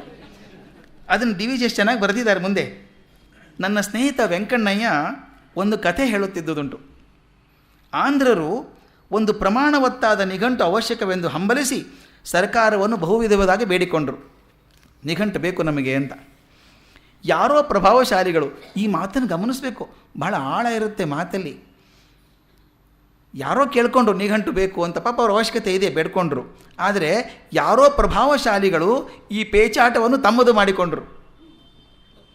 ಒಳ್ಳೆ ಕಾಸ್ ಇದೆಯಲ್ಲ, ಹಿಡ್ಕೊಂಡ್ರು. ಸರ್ಕಾರದಿಂದ ಹಣ ಮಂಜೂರು ಮಾಡಿಸಿದರು. ಒಂದು ಸಮಿತಿ ನೇಮಕವಾಯಿತು. ಹಣ ಖರ್ಚಾಗುತ್ತಾ ಹೋಯಿತು, ನಿಘಂಟು ಹುಟ್ಟಲಿಲ್ಲ. 6-7 ವರ್ಷವಾಯಿತು. ಸರ್ಕಾರದ ಸಹಾಯ ದ್ರವ್ಯ ಮುಗಿದು ಹೋಯಿತು. ಸಮಿತಿಯ ಯಜಮಾನರು ಹೆಸರಾಂತ ದೊಡ್ಡ ಮನುಷ್ಯರು, ಅವರನ್ನು ಯಾರೂ ಆಕ್ಷೇಪಣೆ ಮಾಡುವಂತಿರಲಿಲ್ಲ. ಆಗ ಏನು ಉಪಾಯ? ಆ ಸಂಸ್ಥೆಯ ವಾರ್ಷಿಕ ಸಮ್ಮೇಳನ ನಡೆಯಿತು. ಆಗ ನಿಘಂಟುವಿನ ಭಕ್ತರಲ್ಲೊಬ್ಬರು ಒಂದು ಪದ್ಯ ಹಾಡಿದರು. ತೆಲುಗಿನಲ್ಲಿರುವಂಥ ಹಾಡು. ನಾನು ಶ್ರೀಮನ್ ರಾಮಸ್ವಾಮಿಯವರು ಕೇಳಿದೆ, ನನಗೆ ಗೊತ್ತಿಲ್ಲ ಅರ್ಥ ಹೇಳಿದ್ರದ್ದೇನು ಅಂತ. ಅವ್ರು ಚೆನ್ನಾಗಿ ಅರ್ಥ ಹೇಳಿದ್ರದು. ಏನು ಹಾಡು ಅಂದರೆ ಭಕ್ತರು ಕೇಳ್ಕೊಂಡ್ರಂತೆ, ಓ ನಿಘಂಟುವೆ, ನೀನು ಬರ್ತೀಯಾ ಅಂತ ಕಾದು ಕಾದು ಕಾದು ನಮ್ಮ ಕಣ್ಣೆಲ್ಲ ಬೆಳಗಾಗಿ ಹೋಯಿತು ಅಂತ ಬರ್ಕೊಂಡ್ರಂತೆ. ಅವನು ಎಷ್ಟು ಚೆನ್ನಾಗಿ ಹಾಡಿದ ಅಂದರೆ, ಈ ಪದ್ಯವನ್ನು ಹಾಡಿದಾತನು ಕರುಣಾಜನಕಗಳಾದ ಬಗೆ ಬಗೆಯ ರಾಗಗಳನ್ನು ಅಳವಡಿಸಿ ಹಾಡಿ ಸಭಿಕರ ಮನ ಕರಗಿಸಿ ಉಸ್ಸೆನಿಸಿದ. ಅಲ್ಲಿಗೆ ಮುಗಿಯಿತು ಪ್ರಸಂಗ. ಇದನ್ನು ಸಮಿತಿ ಮಾಡಿದ್ದನ್ನು ಹೇಳಿದರು. ಡಿ ವಿ ಜಿ ಹೇಳ್ತಾರೆ, ಒಬ್ಬನೇ ಮಾಡಿದರೆ ಏನಾಗ್ತಿತ್ತು ಈ ಕೆಲಸ ಅಂತ. ಅದಕ್ಕೆ ಹೇಳ್ತಾರೆ, ಇದಕ್ಕೆ ಪ್ರತಿಯಾದದ್ದು ಸ್ಯಾಮ್ಯುಯಲ್ ಜಾನ್ಸನ್ನನು ಇಂಗ್ಲೀಷ್ ಜನಕ್ಕೆ ನಿಘಂಟನ್ನು ತಯಾರು ಮಾಡಿಕೊಟ್ಟ ಪ್ರಕರಣ. ಅವನು ಹೇಳ್ತಾನೆ, ತನ್ನ ಜನಕ್ಕೆ ಅಂಥ ಗ್ರಂಥ ಅವಶ್ಯವೆಂಬುದನ್ನು ಜಾನ್ಸನ್ ಕಂಡುಕೊಂಡ ಮೊದಲನೇದ್ದು. ಹಾಗೆ ತಾನು ಕಂಡ ಕೊರತೆಯನ್ನು ನೀಗುವ ಶಕ್ತಿ ತನಗುಂಟು ಎಂಬುದನ್ನು ಕಂಡುಕೊಂಡ. ಮುಂದೆ 3ನೇದ್ದು, ಇದನ್ನು ಕಂಡುಕೊಂಡ ಮೇಲೆ ಆ ಕೊರತೆಯನ್ನು ನೀಗುವುದಕ್ಕಾಗಿ ಸಾಹಸ ಪಡುವುದು ತನಗೆ ಕರ್ತವ್ಯ ಎಂಬುದನ್ನು ಮನಗಂಡ. ನೋಡಿ, ಅವಶ್ಯಕತೆ ಇದೆ ಅಂತ ಒಂದು, ತಾನು ಅವಶ್ಯಕತೆಯನ್ನು ಪೂರೈಸಬಲ್ಲೆ ಅನ್ನುವಂಥ ನಂಬಿಕೆ. 3ನೇದ್ದು, ನನ್ನ ಕರ್ತವ್ಯ ಅದು ಮಾಡಬೇಕಾದ್ದು ಅಂತ ಅಂದ್ಕೊಂಡ. ಮುಂದೆ ಇಷ್ಟಾದ ಮೇಲೆ ಅದಕ್ಕಾಗಿ ಹಠ ತೊಟ್ಟು ನಿಂತ. ಬಹು ವರ್ಷ ದಾರಿದ್ರ್ಯದಲ್ಲಿದ್ದ, ಆದರೂ ದಿಟ್ಟತನವನ್ನು ಬಿಡದೆ ನಿಂತ. ದೈನ್ಯಕ್ಕೆ ಬೀಳದೆ ಧೀರನಾಗಿ ನಿಂತು ದುಡಿದ. ನಿಘಂಟು ತಯಾರಾಯಿತು. ಹೇಗೋ ಪಾಡು ಬಿದ್ದು ಉದ್ದಿಷ್ಟಾರ್ಥವನ್ನು ನೆರವೇರಿಸಿಕೊಂಡ. ಜನಕ್ಕೆ ಬಹು ಉಪಕಾರವಾಯಿತು. ಇದು ವ್ಯಕ್ತಿ ಸತ್ವದ ಸಿದ್ಧಿ. ಗಮನಿಸಬೇಕಾದ ಮಾತು, ವ್ಯಕ್ತಿ ಸತ್ವದ ಸಿದ್ಧಿ, ವ್ಯಕ್ತಿಯೊಳಗಿರುವಂಥ ಸತ್ವದ ಸಿದ್ಧಿ ಇದು. ಇಲ್ಲಿ ಸಮಿತಿ ಸಂಘಗಳು ಕೆಲಸಕ್ಕೆ ಬಾರವು. ಸಾಹಿತ್ಯ ಕ್ಷೇತ್ರದಲ್ಲಿ ಅಥವಾ ಬಹುಶಃ ಎಲ್ಲ ಜೀವನ ಕ್ಷೇತ್ರಗಳಲ್ಲೂ ಮಹಾರ್ಹವಾದದ್ದನ್ನು ಒದಗಿಸತಕ್ಕದ್ದು ವೈಯಕ್ತಿಕ ಸತ್ವ. ಬಹಳ ಅದ್ಭುತ ಮಾತಿದು. ಒಂದು ಸಂಸ್ಥೆ ಮಾಡ್ತು ಅಂತೀವಲ್ಲ, ಸಂಸ್ಥೆ ಹಿಂದೆ ಒಂದು ಚೈತನ್ಯ ಇರ್ತದೆ, ವ್ಯಕ್ತಿ ಸತ್ವ ಅಂತ ಇರ್ತದೆ. ಅದರ ವೃದ್ಧಿಯಿಂದಾಗಿ ಸಂಸ್ಥೆಗೆ ಹೆಸರು ಬರ್ತದೆ. ಅದಕ್ಕೆ ಮೊನ್ನೆ ಹೇಳಿದೆ ನಾನು, history of A nation is nothing but the history of it's people ಅಂತ. ಲೀಡರ್ಸ್, ಆ ಲೀಡರ್ಸನ್ನು ನೋಡ್ಕೊಂಡ್ಬಿಟ್ರೆ ಇತಿಹಾಸ ನೋಡಿದರೆ ಪ್ರಪಂಚ ಇತಿಹಾಸ ಗೊತ್ತಾಯಿತು ಅಂತ. ಈಗ ನೋಡಿ ಬರುತ್ತೆ, ಒಬ್ಬನೊಬ್ಬ ಸತ್ವ ವರಪ್ರಸಾದಿಯು ಭಗವಂತನ ಕೃಪೆಯಿಂದ ಅವನು ಗಿಫ್ಟೆಡ್ ಪರ್ಸನ್. ಅವನಿಗೆ ಜನಾನುಗ್ರಹ ಬುದ್ಧಿ ಇದೆ. ಅವನ ಬುದ್ಧಿ ಮಾತ್ರ ಅಲ್ಲ, ಜನರಿಗೆ ಒಳ್ಳೆ ಮಾಡಬೇಕು ಅನ್ನೋಂಥ ಬುದ್ಧಿನೂ ಇದೆ. ಅವನಿಗೆ ವರಪ್ರಸಾದವಾಗಿ ಬಂದಿರುತ್ತದೆ ಇತರರಿಗೆ ಬಾರದ ಪ್ರೇರಣೆ. ಬೇರೆ ಬರದಾದಿಂದ ಪ್ರೇರಣೆ ಅವನಿಗೆ ಬಂದಿದೆ, ಇತರರಿಗೆ ಬಾರದ ಒಂದು ಸ್ಫೂರ್ತಿ. ಈ ವ್ಯಕ್ತಿವರ ಎಲ್ಲ ಮಹಾಕಾರ್ಯಕ್ಕೂ ಬೀಜಪ್ರಾಯವಾದದ್ದು. ಎಲ್ಲಕ್ಕೂ ಬೀಜ ಆದದ್ದು ಮನುಷ್ಯನ ಬುದ್ಧಿ, ಇದು ಮಾಡಬೇಕು ಅನ್ನುವಂಥದ್ದು. ಅದರಿಂದ ನಮಗೆ ಬರಬಹುದಾದದ್ದು ಮಹಾ ಸಾಹಿತ್ಯ, ಮಹಾ ತತ್ವಬೋಧೆ, ಮಹಾಕಲೆ, ಮಹಾರಾಜಕೀಯ. ಈ ಮಹಾ ಎಂಬುದರ ಮೂಲವು, ಈ ಪದ ಚೆನ್ನಾಗಿದೆ ನೋಡಿ, ಈ ಮಹಾ ಎಂಬುದರ ಮೂಲವು ವರಪ್ರಸಾದಿತ ಪುರುಷನ ಅಂತರಂಗದಲ್ಲಿರತಕ್ಕದ್ದು. ನಾವು ಮೊದಲು ಎಣಿಸಬೇಕಾದದ್ದು ಇದನ್ನು. ವ್ಯಕ್ತಿ ಸತ್ವದಿಂದ ಸರ್ವಸಿದ್ಧಿ, ಕ್ರಿಯಾಸಿದ್ಧಿ ಸತ್ವೇ ಭವತಿ ಮಹಾತಾಂ ನೋಪಕರಣೆ. ಉಪಕರಣದಿಂದ ಆಗುವಂಥದ್ದಲ್ಲ, ಒಳಗಿರುವಂಥ ಸತ್ವದಿಂದ ಆಗಬೇಕಾದಂಥದ್ದು. ಹಾಗಾದರೆ ಸಮಿತಿ ಸಂಸ್ಥೆಗಳು ಅಪ್ರಯೋಜಕಗಳು ಮಾತು ಬರುವುದಲ್ಲ. ವ್ಯಕ್ತಿನೇ ಮಾಡೋದು, ಸಮಿತಿಗಳು ಯಾಕೆ ಬೇಕು, ಸಂಘಗಳು ಯಾಕೆ ಬೇಕು ಅಂತನ್ನೋದಾದರೆ ಅಲ್ಲ, ಅಪ್ರಯೋಜಕಗಳಲ್ಲವು. ಅವುಗಳಿಗೆ ಬೆಲೆ ಉಂಟೇ ಉಂಟು. ಈ ಮಾತು ಎಷ್ಟು ಚೆನ್ನಾಗಿದೆ ನೋಡಿ. ಆದರೆ ಆ ಬೆಲೆ ಉತ್ಪಾದಿತವಾದದ್ದು, ಡಿರೈವ್ಡ್ ಬೆನಿಫಿಟ್. ಅದು ಸಂಸ್ಥೆಗೆ ಲಾಭ ಸಿಕ್ತು, ಯಾರೋ ದುಡಿದ್ರು, ಸಂಸ್ಥೆ ಕಟ್ಟಿದ್ರು, ಸಂಸ್ಥೆ ಅವ್ರ ಹೆಸರಿಂದ ಉಳ್ಕೊಳ್ತು. ಸಂಸ್ಥೆಗೆ ಡಿರೈವ್ಡ್ ಬೆನಿಫಿಟ್ ಹೊರತಾಗಿ ಒರಿಜಿನಲ್ ಬೆನಿಫಿಟ್ ಅಲ್ಲ ಅದು ಅಂತ ಹೇಳ್ತಾರೆ. ಸ್ವತಃ ಸಿದ್ಧವಾದದ್ದಲ್ಲ, ಅದು ಗೌಣ, ಮುಖ್ಯ ಬೆಲೆಯಲ್ಲ. ಈ ಮಾತು ಚೆನ್ನಾಗಿದೆ ಮುಂದಿಂದು. ನಮ್ಮ ಕಣ್ಣಿಗೆ ಸುಲೋಚನ ಸಹಾಯಕಾರಿ. ಸುಲೋಚನ ಅಂದರೆ ಕನ್ನಡಕ. ನನ್ನ ಹಿರಿಯರೊಬ್ಬರಿದ್ದಾರೆ, ನನಗಿಂತ ಮೊದಲು ಪ್ರಿನ್ಸಿಪಾಲ್ರಾಗಿದ್ದರು ಕಾಲೇಜಿಗೆ, ಸಂಸ್ಕೃತ ವಿದ್ವಾಂಸರು. ಅವ್ರ ಮನೆಗೆ ಹೊರಟಿದ್ದೆ ನಾನು. ಹೊರಟಾಗ ನನ್ನ ಸ್ಕೂಟ್ರಿಗೆ ಒಂದು ಆ್ಯಕ್ಸಿಡೆಂಟ್ ಆಯಿತು. ಆದಾಗ ಈ ಕನ್ನಡಕ ಬಿದ್ದು ಮುರಿದು ಹೋಯ್ತು. ಅವಾಗೆಲ್ಲ ಪ್ಲಾಸ್ಟಿಕ್ಕದ ಕನ್ನಡಕ ಆಯಿತು, ಫ್ರೇಮ್ ಮಧ್ಯದಲ್ಲೇ ಮುರಿದು ಹೋಗ್ಬಿಡ್ತು. ಇನ್ನೇನು ಮಾಡೋಕ್ಕಾಗ್ತದೆ? ಅದು ಎರಡೂ ಕೋಟಿನ ಜೇಬಲ್ಲಿ ಹಾಕ್ಕೊಂಡು ಹಾಗೆ ಮನೆಗೆ ಹೋದೆ. ಏನಾಯಿತು ಅಂತ ಕೇಳಿದರು. ಅವ್ರು ಸಂಸ್ಕೃತ ಪ್ರೊಫೆಸರ್ ಅಲ್ವಾ, ನಾನು ಸ್ವಲ್ಪ ಹಾಗೆ ಮಾತಾಡಬೇಕು ಅಂತ ಹೇಳಿ ನನ್ನ ಸುಲೋಚನ ಹೋಯಿತು, ಬೇರೆ ತೊಗೋಬೇಕು ಅಂದೆ. ಅವರು ಏನು ಪುಣ್ಯವಂತರಪ್ಪ ನೀವು ಅಂದರು. ಪುಣ್ಯ ಏನು ಬಂದು ಸರ್ ಇದರೊಳಗೆ? ಸುಲೋಚನ ಹೋಯಿತು, ಬೇರೆ ತೊಗೋಬೇಕು ಅಂದೆ. ನೀವು ಹಾಗೆ ಹೇಳ್ಬೋದಪ್ಪ, ನಾನು ಹಾಗೆ ಹೇಳೋಕ್ಕಾಗತ್ತಾ ಅಂದರು. ಯಾಕೆ ಅಂದರೆ ನಾನು ಹೆಂಡತಿ ಹೆಸರು ಸುಲೋಚನ.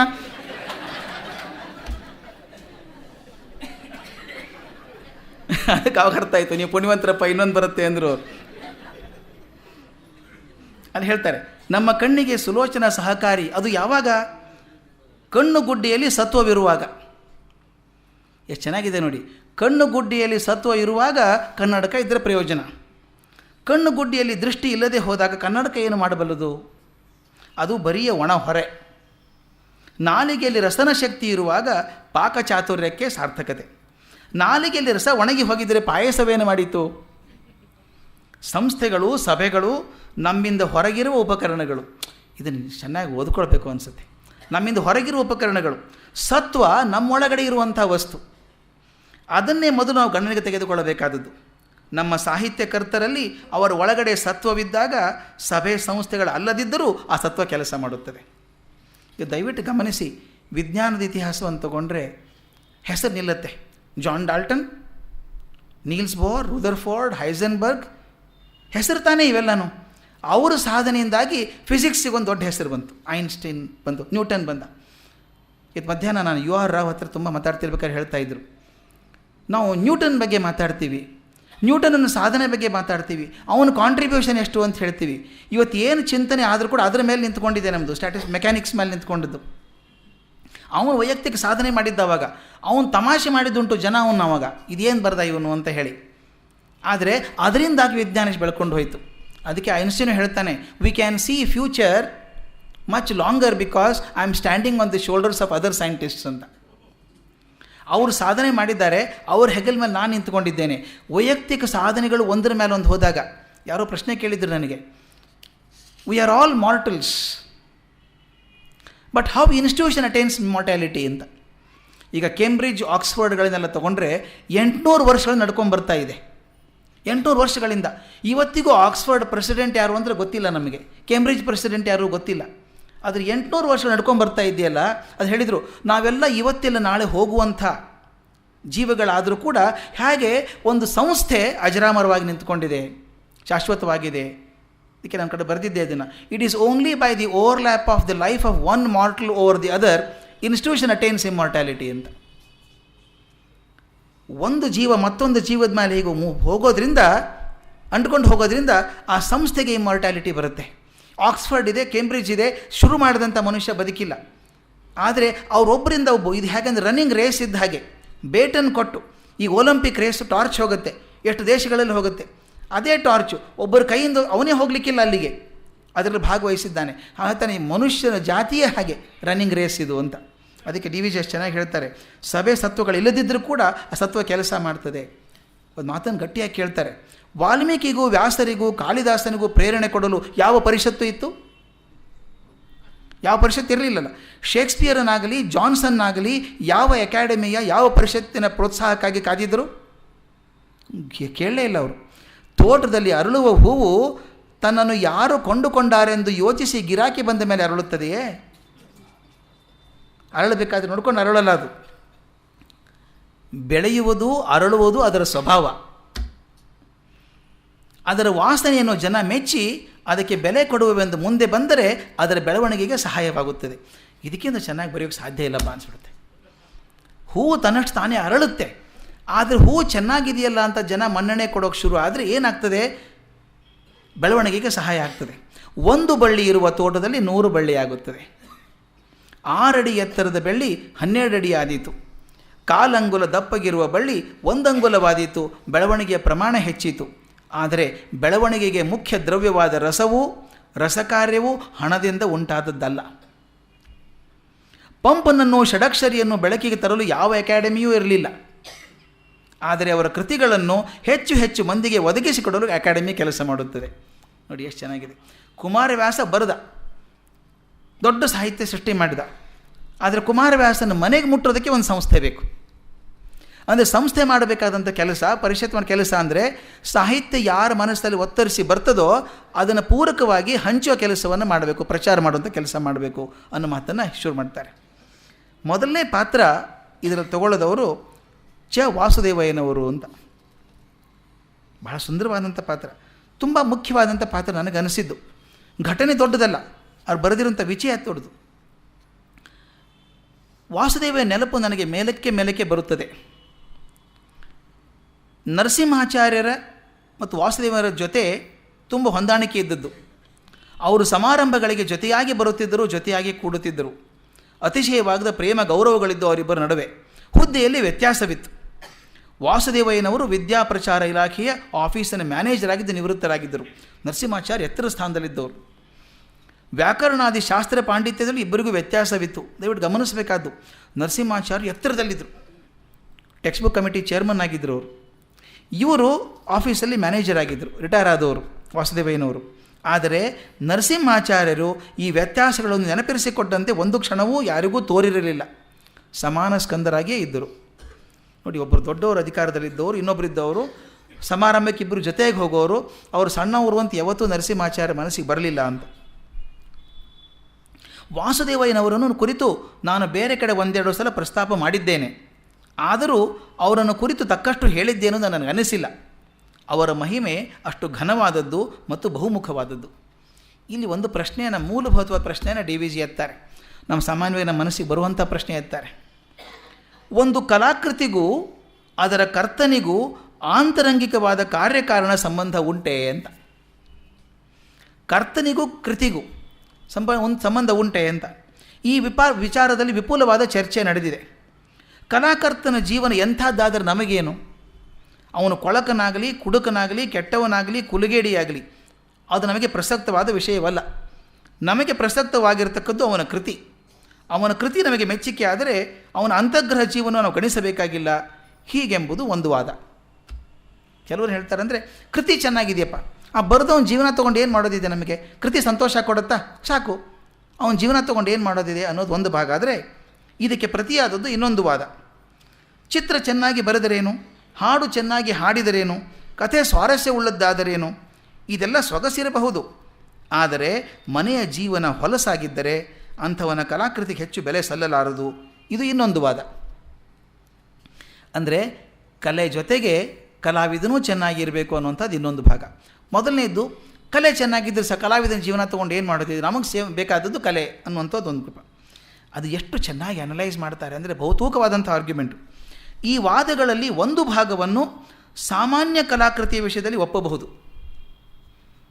ಸಾಮಾನ್ಯವಾದಂತಹ ಕಲಾಕೃತಿ ವಿಷಯದಲ್ಲಿ ಮಾತನ್ನು ಒಪ್ಪಬಹುದು.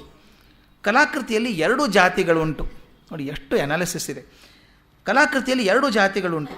ಒಂದು ಸಾಮಾನ್ಯ ಮನೋರಂಜನೆಯದು, ಸಂತೋಷ ಕೊಡುವಂಥದ್ದು, ಮನಸ್ಸು ಸಂತೋಷ ಕೊಡುವಂಥದ್ದು. ಇನ್ನೊಂದು ಜೀವಸ್ಪರ್ಶಿಯಾದಂಥದ್ದು. ಎಷ್ಟು ಆಳವಾದ ವಿಚಾರ ಇದು. ಒಂದು ಮನೋರಂಜನೆಯದ್ದು, ಇನ್ನೊಂದು ಜೀವಸ್ಪರ್ಶಿಯಾದದ್ದು. ಮನೋರಂಜನ ಪ್ರಧಾನವಾದ ಕಲಾಕೃತಿಯ ಕರ್ತನು ಮಡಿಯವನೋ ಮೈಲಿಗೆಯವನೋ ಅದು ನಮಗೆ ಅಷ್ಟು ಅವಶ್ಯವಲ್ಲ. ಆದರೆ ಯಾವ ಕೃತಿಯಿಂದ ನಾವು ಒಂದು ಜೀವ ಪರಿಷ್ಕರಣವನ್ನು ಅಪೇಕ್ಷಿಸುತ್ತೇವೋ ಆ ಕಲಾಕೃತಿ ರಚಿಸಿದವನು ತಪಸ್ವಿ ಆಗಿರಬೇಕು. ಯಾವುದೋ ಸಿನಿಮಾ ಆ್ಯಕ್ಟರು ಇದ್ದ ಅಂತ ಇಟ್ಕೊಳ್ಳಿ, ಯಾವುದೋ ಒಂದು ಕಲಾವಿದ ಇದ್ದಾನೆ, ಮನೋರಂಜನೆಗೋಸ್ಕರ ಮಾತ್ರ ಇರುವಂಥದ್ದು ಕಲೆ ಅದು. ಯಾವುದು ಮನೋರಂಜನೆಗೋಸ್ಕರ ಮಾತ್ರ ಇದೆಯೋ, ಮನೋರಂಜನೆ ಸಿಕ್ತು ಸಾಕು ನನಗೆ, ಅವನು ವೈಯಕ್ತಿಕ ಜೀವನ ನನಗೆ ಬೇಕಾಗಿಲ್ಲ ಅನ್ಬೋದು. ಆದರೆ ಇನ್ನೊಂದಿದೆಯಲ್ಲ, ಜೀವಸ್ಪರ್ಶಿಯಾಗುವಂಥದ್ದು. ಅದಕ್ಕೆ ಮಾತನ್ನೆಷ್ಟು ಚೆನ್ನಾಗಿ ಹೇಳ್ತಾರೆ ನೋಡಿ. ಮೇಘ ಸಂದೇಶವನ್ನು ಬರೆದವನು ಎಂಥವನು ನಾವು ಕೇಳಬೇಕಾಗಿಲ್ಲ. ಆದರೆ ರಾಮಾಯಣವನ್ನು ಬರೆದಾತನು ವಾಲ್ಮೀಕಿ ಭಗವಾನ್ ಋಷಿ. ರಾಮಾಯಣ ಬರೆದವನು ಮಾತ್ರ ಋಷಿಯಾಗೇ ಇರಬೇಕು. ಅದಕ್ಕೆ ಹೇಳ್ತಾರೆ, ಈ ನನ್ನ ಅಭಿಪ್ರಾಯವನ್ನು ಒಪ್ಪುವವರು ವಾಸುದೇವಯ್ಯನವರ ವ್ಯಕ್ತಿ ಜೀವನಕ್ಕೂ ಅವರ ಗ್ರಂಥಕ್ಕೂ ಇರುವ ಸಾಮೀಪ್ಯಕ್ಕೆ ನಿದರ್ಶನ ಕಾಣುವರು. ಈ ಮಾತಂತಂದು ಈ ಕಡೆ ತೊಗೊಂಬರ್ತಾರೆ, ಅದನ್ನು ವಾಸುದೇವನ ಕಡೆ ಕರ್ಕೊಂಡ್ಬರ್ತಾರೆ. ನೋಡಿ, ಸಾಮಾನ್ಯವಾಗಿ ಸಂತೋಷ ಕೊಡುವಂಥ ಮನೋರಂಜನೆಯಾದಂಥದ್ದು, ತಾತ್ಪೂರ್ಕವಾದಂಥದ್ದು, ಟ್ರಾನ್ಸಿಟರಿ ಅಂತ ಏನಂತೀವೋ ಆದಿದೊಳದಾದರೆ ಕಲಾವಿದನ ಜೀವನ ಮುಖ್ಯ ಅಲ್ಲ. ಯಾವುದರಿಂದ ನಮ್ಮ ಜೀವನ ಪರಿಷ್ಕಾರ ಆಗಬೇಕು ಅಂತ ಅನ್ಕೋತೀವೋ ಆ ಸಾಹಿತ್ಯ, ಆ ಕಲೆ ಬರಬೇಕಾದ್ರೆ ಆ ಕಲಾವಿದ ತಪಸ್ವಿನೇ ಆಗಿರಬೇಕು ಅಂತ ಹೇಳ್ತಾರೆ. ಒಂದು ಪರಿಶುದ್ಧವಾದ ಜೀವನದ ಕೌಸಮ ಸೌರಭವೇ ಆರ್ಯಕೀರ್ತಿ, ಭೀಷ್ಮಚರಿತೆಗಳಂಥ ಗ್ರಂಥ. ಲೇಖಕರ ಅಂತರಂಗದ ಧ್ಯೇಯಗಳು, ಸತ್ವನಿಷ್ಠೆಗಳು ಅದರ ಗ್ರಂಥದಲ್ಲಿ ಹೊರಹೊಮ್ಮಿರುತ್ತದೆ. ಅವ್ರ ವೈಯಕ್ತಿಕ ಜೀವನದ ಘಟನೆ ಕೊಡ್ತಾರೆ. ನಾನು ಒಂದು ಆರಿಸ್ಕೊಂಡಿದ್ದೀನಿ, 2-3 ಹೇಳಿದ್ದಾರೆ ಅವರು. ಹೇಗೆ ಆ ವ್ಯಕ್ತಿ ಜೀವನ ಕೂಡ ಶ್ರೇಷ್ಠವಾಗಿತ್ತು ಅನ್ನೋದಕ್ಕೆ ವಾಸುದೇವನ ಕಡೆ ದಿನಗಳನ್ನು ಬರೀತಾರೆ. ಕಡೆಯ ದಿನಗಳು ಅಂತ ಬರೀತಾರೆ. ಈ ಮಾತನ್ನು ಕೇಳಿದರೆ ನಾವೆಲ್ಲ ಬಹಳ ಕಲ್ಕೊಳ್ಳೋದಿದೆ ಅದು ನೋಡಿದರೆ ಅನಿಸುತ್ತೆ. ವಾಸುದೇವಯ್ಯನವರ ಅವಸಾನ ದಿನಕ್ಕೆ ಸುಮಾರು 1 ತಿಂಗಳ ಹಿಂದೆ ಅವರ ಮನೆಗೆ ಹೋಗಿದ್ದೆ. ಗಮನಿಸ್ಕೊಳ್ಳಿ, 1 ತಿಂಗಳಿಗಿಂತ ಮೊದಲು ಹೋಗಿದ್ದಾರೆ, ತೀರ್ಕೊಳ್ಳೋದಕ್ಕಿಂತ 1 ತಿಂಗಳ ಮೊದಲು. ಅವರು ಮಲಗಿದ್ದ ಮಂಚದ ಮೇಲೆ ತಾವು ಸ್ವಲ್ಪ ಹಿಂದಕ್ಕೆ ಸರಿದು ಅಲ್ಲಿಯೇ ಅವರಿಗೆ ಅಂಟಿಕೊಂಡಂತೆ ಹತ್ತಿರ ಕುಳಿತುಕೊಳ್ಳುವಂತೆ ಹೇಳಿದರು. You can visualise the whole thing. ಮಲ್ಕೊಂಡು ಸರಿದು ಇಲ್ಲೇ ಕಾಟ್ ಮೇಲೆ ಕೂತ್ಕೋ, ಹತ್ತಿರದಲ್ಲಿ ಕೂತ್ಕೋ ಅಂತ ಹೇಳಿದ್ರಂತೆ. ಅಂಟಿಕೊಳ್ಳುವ ಹಾಗೆ ಹತ್ತಿರ ಕುಳಿತುಕೊಳ್ಳುವಂತೆ ಹೇಳಿದರು. ಅವರಿಗೆ 90ರ ಮೇಲಾಗಿತ್ತು ವಯಸ್ಸು. ಮೈಯೆಲ್ಲ ತಲೆಯಿಂದ ಕಾಲಿನವರೆಗೂ ಆಗ ತಾನೇ ತೊಳೆದಂತೆ ಚೊಕ್ಕಟವಾಗಿತ್ತು. ಅವರ ಮೈ ಚಿನ್ನದ ಬಣ್ಣ. ಮನಸ್ಸಿಗೆ ಉದ್ರೇಕವಾದಾಗ ಅದು ಅಪರಂಜಿ ಬಣ್ಣಕ್ಕೆ ತಿರುಗುವುದು. ಕೊಳಕಿನ ಸೂಚನೆ ಮೈ ಮೇಲಾಗಲಿ ಬಟ್ಟೆಗಳ ಮೇಲಾಗಲಿ ರವೆಯಷ್ಟೂ ಇಲ್ಲ. ಈ ಶುಚಿತ್ವ ಅನ್ನೋದು ಒಳಗಿಂದ ಬರಬೇಕದು, ಹೊರಗಿಂದ ಏನು ಮಾಡಿದರೂ ಆಗೋದಿಲ್ಲ. ಎಷ್ಟು ಮಡಿ ಬಟ್ಟೆ ಕೊಟ್ಟು ಮರುದಿಸ್ಕೊಳ್ಳೋಕ್ಕಾಗ್ಬೋದು. ರವೆಯಷ್ಟು ಇರಲಿಲ್ಲ. ಶುಭ್ರವಾಗಿ ತೇಜೋವಿಶಿಷ್ಟವಾಗಿದ್ದ ಮೂರ್ತಿ. ಲೋಕಾಭಿರಾಮವಾಗಿ ಮಾತನಾಡುತ್ತಿದ್ದರು. ನಾನು ಒಂದು ದಿವಸ ಸಾಹಸ ಮಾಡಿದೆ. ಪ್ರಶ್ನೆ ಕೇಳಿದ್ರಂತ ಅವರಿಗೆ, ನಿಮಗೆ ಕಾಲ ಹೇಗೆ ಕಳೆಯುತ್ತದೆ ಎಂದು ಕೇಳಿದೆ. ಯಾರಿಗಾದರೂ ಪ್ರಶ್ನೆ ಬರುತ್ತೆ. ಆರಾಮಿಲ್ಲದೇನೆ ಹಾಸಿಗೆ ಬಿಟ್ಟು ಹೇಳೋಕ್ಕಾಗದಿದ್ದಂಥ ಮನುಷ್ಯ ಹಾಸಿಗೆಯಲ್ಲೇ ಮಲ್ಕೊಂಡಾಗ ಹೇಗೆ ಸಮಯ ಕಳೀತಾರೆ ಇವರು ಅಂತ ಕೇಳಿದ್ರಂತೆ. ಅವರು ಹೇಳಿದರು, ಈ ಮಾತನ್ನು ಟೈಮ್ ಟೇಬಲ್ ನೋಡಿ ಎಷ್ಟು ಚೆನ್ನಾಗಿದೆ. ಅದೇನು ಕಷ್ಟ, ರಾತ್ರಿಯೆಲ್ಲ ಆಗಾಗ ಎಚ್ಚರವಾಗುತ್ತದೆ. ಆಗ ಗಡಿಯಾರದ ಸದ್ದು ಕೇಳಿಸುತ್ತದೆ. 4 ಗಂಟೆ ಹೊಡೆದಾಗ ಓಹೋ ಇನ್ನೇನು ಕಾಫಿ ಬಂದೀತು ಎಂದುಕೊಳ್ಳುತ್ತೇನೆ. 1-2 ಕ್ಷಣ ದೇವರ ಸ್ಮರಣೆ ಮಾಡುವ ಹೊತ್ತಿಗೆ ಯಾರಾದರೊಬ್ಬರು ಬಿಸಿ ನೀರು ತರುತ್ತಾರೆ. ಬಚ್ಚಲವರೆಗೆ ನಿಧಾನವಾಗಿ ಕರೆದುಕೊಂಡು ಹೋಗುತ್ತಾರೆ. ಮುಖ ಪ್ರಕ್ಷಾಳನವಾದ ಮೇಲೆ ಬಿಸಿ ಬಿಸಿ ಕಾಫಿ. 10 ನಿಮಿಷ ಸುಧಾರಿಸಿಕೊಂಡು ಬಳಿಕ ಶ್ರೀ ವಿಷ್ಣು ಸಹಸ್ರನಾಮ ಹೇಳುತ್ತೇನೆ. ಅಲ್ಲಿಗೆ 6 ಗಂಟೆ ಆಗುತ್ತದೆ. ಆಮೇಲೆ ಆದಿತ್ಯ ಹೃದಯ ಹೇಳುತ್ತೇನೆ. ಅಷ್ಟರೊಳಗೆ ಮನೆಯವರು ಬಂದು ವಿಚಾರಿಸಿಕೊಳ್ಳುತ್ತಾರೆ. ಬಳಿಕ ಸ್ನಾನ. ಆ ವೇಳೆಗೆ 7:30-8 ಗಂಟೆ ಆಗುತ್ತದೆ. ಆ ನಂತರ ಹಾಸಿಗೆ ಮೇಲೆ ಮಲಗಿಕೊಂಡೇ ಸಂಧ್ಯಾ ವಂದನೆ ಹೇಳಿ 100 ಗಾಯತ್ರಿ ಮಾಡುತ್ತೇನೆ. ಕುಳಿತು ಸಂಧ್ಯಾ ವಂದನೆ ಮಾಡಲಾರೆ. ಈ ದುರ್ಬಲ ಸಂಧ್ಯಾ ವಂದನೆ ಮುಗಿಯುವ ವೇಳೆಗೆ ಇನ್ನೊಂದು ಕಾಫಿ ಬರುತ್ತದೆ. ದುರ್ಬಲ ಸಂಧ್ಯಾ ವಂದನೆ ಅಂತ ಇನ್ನೊಂದು ಕಾಫಿ ಬರುತ್ತದೆ. ಈ ಹೊತ್ತು ಏನು ಅಡಿಗೆ ಎಂದು ವಿಚಾರಿಸುತ್ತೇನೆ. ಗಮನಿಸಬೇಕಾದ್ದು ವಿಚಾರಿಸುತ್ತೇನೆ. ಬಾಯಿ ಚಪ್ಪರಿಸಿಕೊಂಡು ಊಟದ ಹೊತ್ತಿನವರೆಗೂ ಪಾಕ ಪರಿಠವಣೆಗಳ ಯೋಚನೆ. ಅಷ್ಟರಲ್ಲಿ ನಮ್ಮ ಶರಭೋಜ ಅಯ್ಯಂಗಾರರೋ ಬೇರೆ ಸ್ನೇಹಿತರು ಬರುತ್ತಾರೆ. 11 ಗಂಟೆಯವರೆಗೆ ಮಾತುಕತೆ ನಡೆಯುತ್ತದೆ. ಆಮೇಲೆ ಊಟವಾದ ಮೇಲೆ ಪಕ್ಕದ ಗೂಡಿನಲ್ಲಿರುವ ಪುಡಿ 1 ಚಮಚದಷ್ಟು ಬಾಯಲ್ಲಿ ಹಾಕಿಕೊಂಡು ನೀರು ಕುಡಿಯುವುದು. ಇದು ಜೀರ್ಣಕ್ಕಾಗಿ. ಆಮೇಲೆ 10-15 ನಿಮಿಷ ಬಿಟ್ಟು ಇನ್ನೊಂದು ಪುಡಿ. ಇದು ಮೂಲವ್ಯಾಧಿಯ ಉಪಶಯನಕ್ಕಾಗಿ. ಆಮೇಲೆ 3/4 ಗಂಟೆ ವಿಶ್ರಾಂತಿ. ಡೀಟೇಲ್ ಟೈಮ್ ಟೇಬಲ್ ಆಗಿದೆ ನೋಡಿ. ಸುಮಾರು 1 ಗಂಟೆಗೆ ಎಚ್ಚರವಾಗುತ್ತದೆ. ಆಗ ಮಹಾಭಾರತದಿಂದ 2-3 ಸಂಧಿ ಹೇಳಿಕೊಳ್ಳುವುದು, ಸ್ತೋತ್ರ ಪಾಠ ಹೇಳಿಕೊಳ್ಳುವುದು. 3 ಗಂಟೆ ಸುಮಾರಿಗೆ ಸ್ವಲ್ಪ ಕಾಫಿ ಅಥವಾ ನೀರು. ಆ ವೇಳೆಗೆ ಸ್ನೇಹಿತರು ಬರುತ್ತಾರೆ. ಆ ಸುದ್ದಿ ಈ ಸುದ್ದಿ ತರುತ್ತಾರೆ. 6 ಗಂಟೆಯವರೆಗೂ ಹೀಗೆ ಕಾಲ ಕಳೆಯುತ್ತದೆ. ಬಳಿಕ ಸಾಯಂ ಸಂಧ್ಯಾ ವಂದನೆಯ ನೆಪ. ಹಸಿವಾದರೆ 1 ಬಟ್ಟು ಹಾಲು, ಆಗದಿದ್ದರೆ 1 ಲೋಟ ನೀರು, ಮತ್ತೆ ಕಣ್ಣು ಮುಚ್ಚುವುದು. ನಿದ್ರೆ ಬಂದಷ್ಟು ಬರಲಿ. ಬಾರದಿದ್ದಾಗ ನೋಡಿ, ಬಾರದಿದ್ದಾಗ ಏನು ಮಾಡ್ತಾರೆ ಅಂತ ಭಾಳ ಚೆನ್ನಾಗಿದೆ. ಬಾರದಿದ್ದಾಗ ನಾನು ತಿಂದಿರುವ ತಿಂಡಿಗಳನ್ನು ಕುರಿತು ಧ್ಯಾನ ಮಾಡಿ ಬಾಯಿ ಚಪ್ಪರಿಸುವುದು. ಮಾರನೆಯ ದಿನ ಸಿಕ್ಕಬಹುದಾದ ತಿಂಡಿ ತೀರ್ಥಗಳನ್ನು ಕುರಿತು ಚಿಂತಿಸಿ ಸಂತೋಷ ಪಡುವುದು. ಇವೆರಡೂ ಬೇಸರವಾದರೆ ಇದ್ದೇ ಇದೆ. ರಾಮ ಕೃಷ್ಣ ಗೋವಿಂದ. ಹೀಗೆ ಕಾಲ ಕಳೆಯುತ್ತಿದೆ ಸ್ವಾಮಿ ಅಂತ ಹೇಳಿದ್ರಂತೆ. ಅವರೂ ನಗುತ್ತಿದ್ದರು. ಕೇಳಿದವರೆಗೂ ನಗು ಬಂತು. ವಾಸುದೇವಯ್ಯನವರ ಜ್ಞಾಪಕ ಶಕ್ತಿ ಕಡೆಯವರೆಗೂ ಕುಗ್ಗದೆ ಮಂಕು ಕವಿಯದೇ ಇತ್ತು. ಇದು ನನಗೆ ಹಿಂದಿಂದು ಬಹಳ ಮುಖ್ಯ ಅನಿಸುತ್ತೆ. 90 ವರ್ಷದೊಬ್ಬರು ಮುದುಕರು ಹಾಸಿಗೆ ಬಿಟ್ಟು ಏಳೋಕೆ ಆಗದೇ ಇರುವಂಥ ಸ್ಥಿತಿಯಲ್ಲಿರುವಂಥವರು, 1 ತಿಂಗಳಲ್ಲಿ ಅವರು ಪ್ರಾಣೋತ್ಕ್ರಮಣ ಆಗ್ತದೆ. ಆ ವಯಸ್ಸಲ್ಲಿ ಎಂಥ ಪಾಸಿಟಿವ್ ಮೈಂಡ್ ಇದೆ ಅವ್ರದ್ದು ಅಂತ. ನಾವು 1-2 ದಿವಸ ಮನೇಲಿದ್ದು ಬಿಟ್ಟರೆ ಭಾಳ ಕಷ್ಟ ಆಗಿಬಿಡುತ್ತೆ ನಮಗೆ. ಇವರು 90 ವರ್ಷ ಮುದುಕರು ಹೇಳ್ಕೋತಾರೆ, ಸಮಯ ಹೋಗ್ತದಲ್ಲ ಅಂತ ಹೇಳ್ತಾರೆ. ನಾನು ಹೊರಡಲು ಅಪ್ಪಣೆ ಬೇಡಿ ಎದ್ದೆ. ಅವರು ಹೊರಡಬೇಕೇ ಎಂದರು. ನಾನು 1 ವಾರ ಬಿಟ್ಟು ಮತ್ತೆ ಬರುವುದಾಗಿ ಹೇಳಿ ಹೊರಟೆ. 15-20 ದಿನಗಳಾದ ಮೇಲೆ ಅವರ ಮೊಮ್ಮಗ ಒಬ್ಬಾತ ನಮ್ಮ ಮನೆಗೆ ಬಂದು, ನೀವು ತಾತನಿಗೆ ಹೇಳಿದ್ದೀರಂತೆ ಮತ್ತೆ ಬರುತ್ತೇನೆಂದು. 15 ದಿವಸವಾಯಿತು ಎಂದು ಅವರು ಜ್ಞಾಪಕ ಮಾಡಿಕೊಂಡರು. ನಿಮಗೆ ತಿಳಿಸಬೇಕೆಂದು ಹೇಳಿದರು ಎಂದ. ಆ ಮಾತು ನನ್ನನ್ನು ಎಚ್ಚರಿಸಿತು. ನಾನು ಆ ದಿನವೇ ಮಧ್ಯಾಹ್ನದ ಮೇಲೆ ಅವರಲ್ಲಿಗೆ ಹೋದೆ. ಆ 15 ದಿನದಲ್ಲಿ ಅವರ ಸ್ಥಿತಿಯಲ್ಲಿ ಯಾವ ವ್ಯತ್ಯಾಸವೂ ನನಗೆ ಕಾಣಿಸಲಿಲ್ಲ. ಈ ಸಾರಿಯ ಮಾತು ಕೊಂಚ ಕಡಿಮೆಯಾಗಿತ್ತು. ನಾನು 15-20 ನಿಮಿಷ ಇದ್ದು ಹೊರಟು ಬಂದೆ. ನಂತರ 5-6 ದಿವಸಕ್ಕೆ ಅವರ ಕಾಲ ಮುಗಿಯಿತು. ಆ ವಾಸುದೇವಯ್ಯನವರು DVG ಹೇಳಿದಂಥ ಒಂದು ಸಂದರ್ಭ 2 ನಿಮಿಷ ಹೇಳಿಬಿಟ್ಟು ಮಾತು ಮುಗಿಸ್ತೇನೆ. ಎಷ್ಟು ಮನಸ್ಸಿಗೆ ಮುಟ್ಟುವಂಥ ಮಾತು ಅಂತಂದರೆ, ವಾಸುದೇವಯ್ಯನವರು ನನಗೆ ಹೇಳಿದ ಸಂಗತಿಗಳಲ್ಲಿ ಇನ್ನೊಂದು ಇದು. ಅವರನ್ನು ಬಾಲ್ಯದಲ್ಲಿ ಬೆಳೆಸಿದವರು ಅವರ ಅತ್ತಿಗೆಯಂತೆ. ತಮ್ಮ ತಾಯಿ ತೀರಿ ಹೋಗಿದ್ದರಿಂದ ಈ ಅತ್ತಿಗೆಯೇ ತಾಯಿಯಾಗಿದ್ದರು. ಈಕೆ ಮುದುಕಿ. ತನಗೆ ಅವಸಾನ ಕಾಲ ಸಮೀಪಿಸಿದಾಗ ಆಕೆ ವಾಸುದೇವನ ಬಳಿಗೆ ಕರೆದು ಹೇಳಿದರು, ಅಪ್ಪ ನನಗೊಂದು ಉಪಕಾರ ಮಾಡುತ್ತೀಯಪ್ಪ ಅಂತ ಕೇಳಿದರಂತೆ. ವಾಸುದೇವಯ್ಯನವರು, ಅಮ್ಮ ನನ್ನ ಬದುಕೆಲ್ಲ ನಿನ್ನದು. ನಾನು ಏನು ಮಾಡಿದರೆ ನೀನು ತೋರಿಸುವ ಅಭಿಮಾನ ವಾತ್ಸಲ್ಯಗಳ ಋಣ ತೀರಿತು ಹೇಳು. ನೀನು ಏನು ಹೇಳಿದರೆ ಅದನ್ನು ಮಾಡಲು ಸಿದ್ಧನಾಗಿದ್ದೇನೆ ಎಂದರು. ವಾಸುದೇವಯ್ಯನವರಿಗೂ ಅಲ್ಲಿದ್ದ ಇತರರಿಗೂ ಕಣ್ಣಲ್ಲಿ ನೀರು ತುಂಬಿತು. ಆಕೆ ಅಷ್ಟು ಯಾತನೆ ಪಡುತ್ತಿದ್ದರು. ಆಕೆ ಹೇಳಿದರು, ಅಪ್ಪ ನಾಳೆ ಗೋಕುಲಾಷ್ಟಮಿ. ನಾನಾದರೂ ಏಳಲಾರೆ. ಸ್ನಾನವಿಲ್ಲ, ಪೂಜೆ ಇಲ್ಲ, ಹೀಗೆ ಬಿದ್ದಿದ್ದೇನೆ. ನಾಳೆ ನನಗೆ ಹೊಟ್ಟೆಯಲ್ಲಿ ಸಂಕಟ ಇನ್ನೂ ಹೆಚ್ಚಬಹುದು. ನೀವು ಯಾರೂ ಅದಕ್ಕೋಸ್ಕರ ಕನಿಕರಪಟ್ಟು ನನಗೆ ಹಾಲನ್ನೋ ಹಣ್ಣನ್ನೋ ಬಾಯಿಗೆ ಹಾಕಬಾರ್ದು.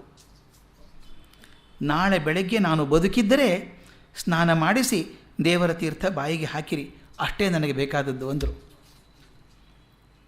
ಪೂರ್ವಿಕರ ಮನೋದಾರ್ಢ್ಯಕ್ಕೆ ಉದಾಹರಣೆಯಾಗಿ ವಾಸುದೇವಯ್ಯನವರು ಇದನ್ನು ಹೇಳಿದರು.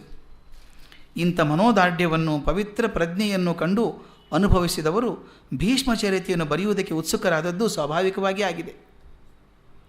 ಒಳ್ಳೆಯ ಬದುಕಿನಿಂದ ಒಳ್ಳೆಯ ಗ್ರಂಥ, ಇದು ಭರತವಾಕ್ಯ. ಇದು ಒಳ್ಳೆಯ ಬದುಕಿನಿಂದ ಒಳ್ಳೆಯ ಗ್ರಂಥ. ಇಂಥ ಜೀವನ ವಾಸುದೇವಯ್ಯನವ್ರದ್ದು. ಇಲ್ಲಿಗೆ ನಿಲ್ಲಿಸೋಣ. ನಮಸ್ಕಾರ.